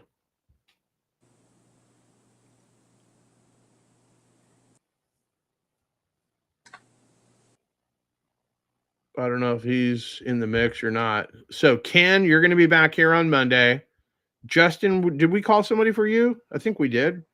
No, I haven't had a whole lot of luck. I've got some trouble trying to reach out. I got a couple of them lined up, but I'm trying to reach the owners. Two of them are a corporation type deal. Oh yeah, multi-family, and I'm struggling trying to get like a human that can actually speak on the property. Yeah, you can reach out to Esteban. He's got some high-level skip trading software. I don't know if he can help you out with that. Yep. And then the other one I just come across actually when we were on today. It's a condo. It looks really good. They're looks like she's 65 years old, bought it at the right time of the discount. So I was going to call her up. It's off market deal, obviously, see if she's willing to punch out or take some retirement check or something like that. It's so yeah, see if you can work that out, and then we can revisit that on Monday. I thought Esteban, let me call Esteban and see if he's going to hop on here, because he was going to, I knew he's going live at 4:30 Pacific, 7:30 Eastern. Let me call this knucklehead. He was going to walk a property, so I was going to see if we can get him on here. Let's see. Hey, I'm walking the property. Let me call you in 5. All right, I'm just live. I was going to have you go live with us. Oh, okay. Start out. Okay, so he's either going to do that or not. I'm going to look in the side chat here if we can get him on. But he's walking a, I don't know how much it was, 1.3 million, something like that in California. 0.2. Yeah, 1.2. So we're going to try to move that deal as well. And just so you're aware, on that other deal, the last one,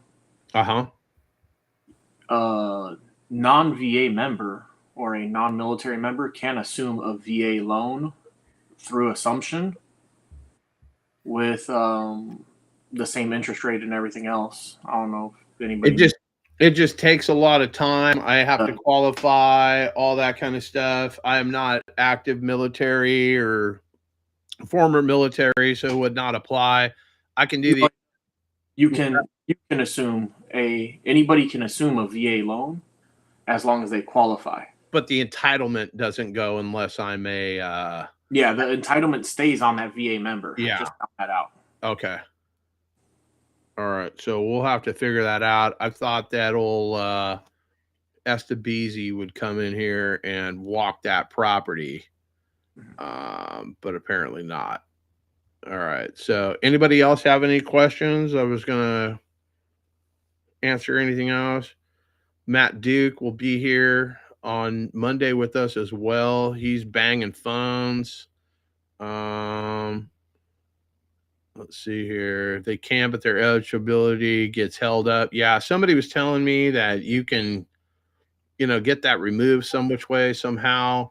The other thing too is, okay, so their eligibility is tied up. They can't go get another VA loan. Well, we could pay, the down payment on a conventional loan for them to go get a fucking loan and get a new house. So like, there's ways around it. Like, you can hold 2 VA loans at the same time. Yeah, it's just the entitlement and how much money you have to go buy your next property. Yep. So, but we actually put a down payment down for somebody with a VA loan who we tied up their entitlement. But I was like, what do you care if I can give you the down payment to get you your next house? Oh, you could do that? You've always just got to ask the question. And it's my favorite close. If I can do this, would you do that? So I like it. Yeah. So Hey John, I just want to say I appreciate you calling that lady there with me earlier. Yeah, Got a absolutely. nice full day of calls in, man. Absolutely. A week ago, I'd have been playing video games all day. So yeah, you don't need to really do that. Appreciate it. Yeah, you don't need to do that. Get on here on Monday. I mean, even if you don't contribute to the show, you're just in the environment and whatnot. You're banging calls. We're looking at you fucking around, or we're looking at you making calls. You can at least, feel somewhat held accountable. I'll talk to Esteban. We might have some lists and some stuff that we can plug you in. I've got texting platforms. He hasn't talked too much about this, but he will. We've got an AI dialer that allegedly, I haven't seen this thing do it yet. Allegedly, this thing will drop 1,200 phone calls per minute. That's pretty impressive. And the bottom line is, I don't give a fuck who that thing's calling. All I got to do is get an appointment set up. And apparently this open dispo thing that nobody's using, we got a chat bot, this, that, and the other thing. It's set up an appointment. So if we can get everybody on the backside doing whatever they need to do, again, I'm not fucking with any of that shit. I just need, I'm in the batter's box. I just want pitches. I need live ammunition coming at me. I'm going to hit some singles. I'm going to hit some doubles. It's true. But I'm also going to leave the yard. So the more opportunities I have coming in, the better off. And it doesn't have to be a one call close. Do they happen? Yeah, absolutely. I did 3 of them, we're probably like 3 weeks ago, but what have you done for me lately? Right. And then I've got one that the team's working on in the back. That one is, I think that's one of Junior's leads. But if you guys got leads, man, go get me the 5 pillars, COMPT, condition, occupancy, motivation, price, timeline. And whatever you do, do not ask anybody, well, what's their motivation? Like, that's not a natural, like, hey, this is a good looking house. Like, they got tenants in it. It's cash flowing. Like, why would they want to sell this thing? Figure out what the motivation. Oh, he and his wife are getting a divorce, or, they met some guy named Tim in New York and, he's going to fucking build them a fucking new house, or whatever the story is. Figure out what they're trying to accomplish. It's never about the house. It's about what's going on that's making them sell this house or consider selling this house. There'll be a lot of sellers, that'll reach out. Well, I just want to know what my house is worth. Well, write this down, www.zillow.com. Go have a look. Call me if you're interested. And, I don't just give out, estimates of how much do you want for your house? Let me figure out a way that we can make that number work. I don't put the number on your house. You do. Okay. And I'm the only investor that can overpay for your house. I could not go get a bank loan. Either could anybody else, and pay more money than your house is worth, because they're going to send an appraiser out here. So, like, what are we doing? If you want to make the most amount of money, then you go with my program. If you don't want to make the most amount of money, then go with whatever it is. But we wouldn't be having a conversation, especially if your shit's on the market, unless your shit was priced correctly. And 9 times out of 10, it is not. And go ahead. Oh, I was just going to ask, were you wanting to call back that lady that told us to call her back? She was going into an appointment, that Mary Clark. I am going to put a pin in that, and I'm going to call her on Monday. Sweet. Because I was going to try to get Esteban in here. I am 43 minutes late to where I wanted to be at this point of my life today. So I'm going to go ahead and end the stream. You guys are all welcome to come back here on Monday. If you've got leads, hey, send them over. If we can put it on paper and you've spoken to the agent, the seller, the whatever, and you just need me to kind of massage it and get it across the goal line and sell it for you, I can definitely do that. We'll chop everything 50-50. If you're just like finding some random link on Redfin, Zillow, Trulia, whatever the fuck it is, and you haven't called them, but you think it might make an interesting conversation, I'm going to pay you probably 25% on something like that, because I'm cold calling. I'm doing all the basic shit. I got to put it on paper. I got buyers, blah, blah, blah. And it may not be anything. And then old fucking Kyle wants me to give him a call. So let me end this broadcast. I appreciate everybody joining us. You got questions, you got leads. Sniperforhire.com is where you can submit your leads to me. My phone number's on there. You want to reach out to me directly. Yippee-ki-yay. If you're just going to sit there and mentally masturbate about what happens if this happens, what happens, like, I'll answer some of your questions, but I only want to talk to you if you got, a fucking deal that we can move across the finish line. Because I can't take all of your mental masturbation and run down and buy Christmas presents for my family. So let's get some shit. Let's get it on paper.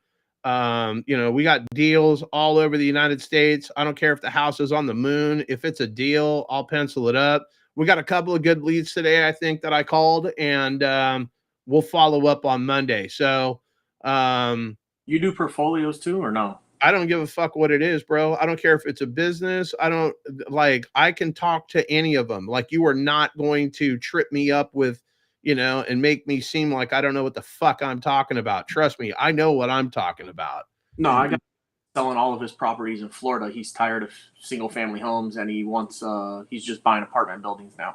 Well, guess what? I'm tired of him not fucking selling those to me. So we're going to be a perfect fucking fit for one another. So that's what we're going to do. All right. So everybody, yeah, absolutely. You are welcome, my man. If you've got deals, like I said, sniperforhire.com. Justin, never show up at this thing again without your fucking cowboy hat. Like, I do not fucking appreciate that shit. We got a fucking dress code here. The brothers, Matt and Ken, the bald-headed Bash brothers, I like them. Be here on Monday, and we'll see if we can inch both of those deals closer to the finish line. All right? Thank you so much, sir. All right, gentlemen, have a great day. I will see you on Monday.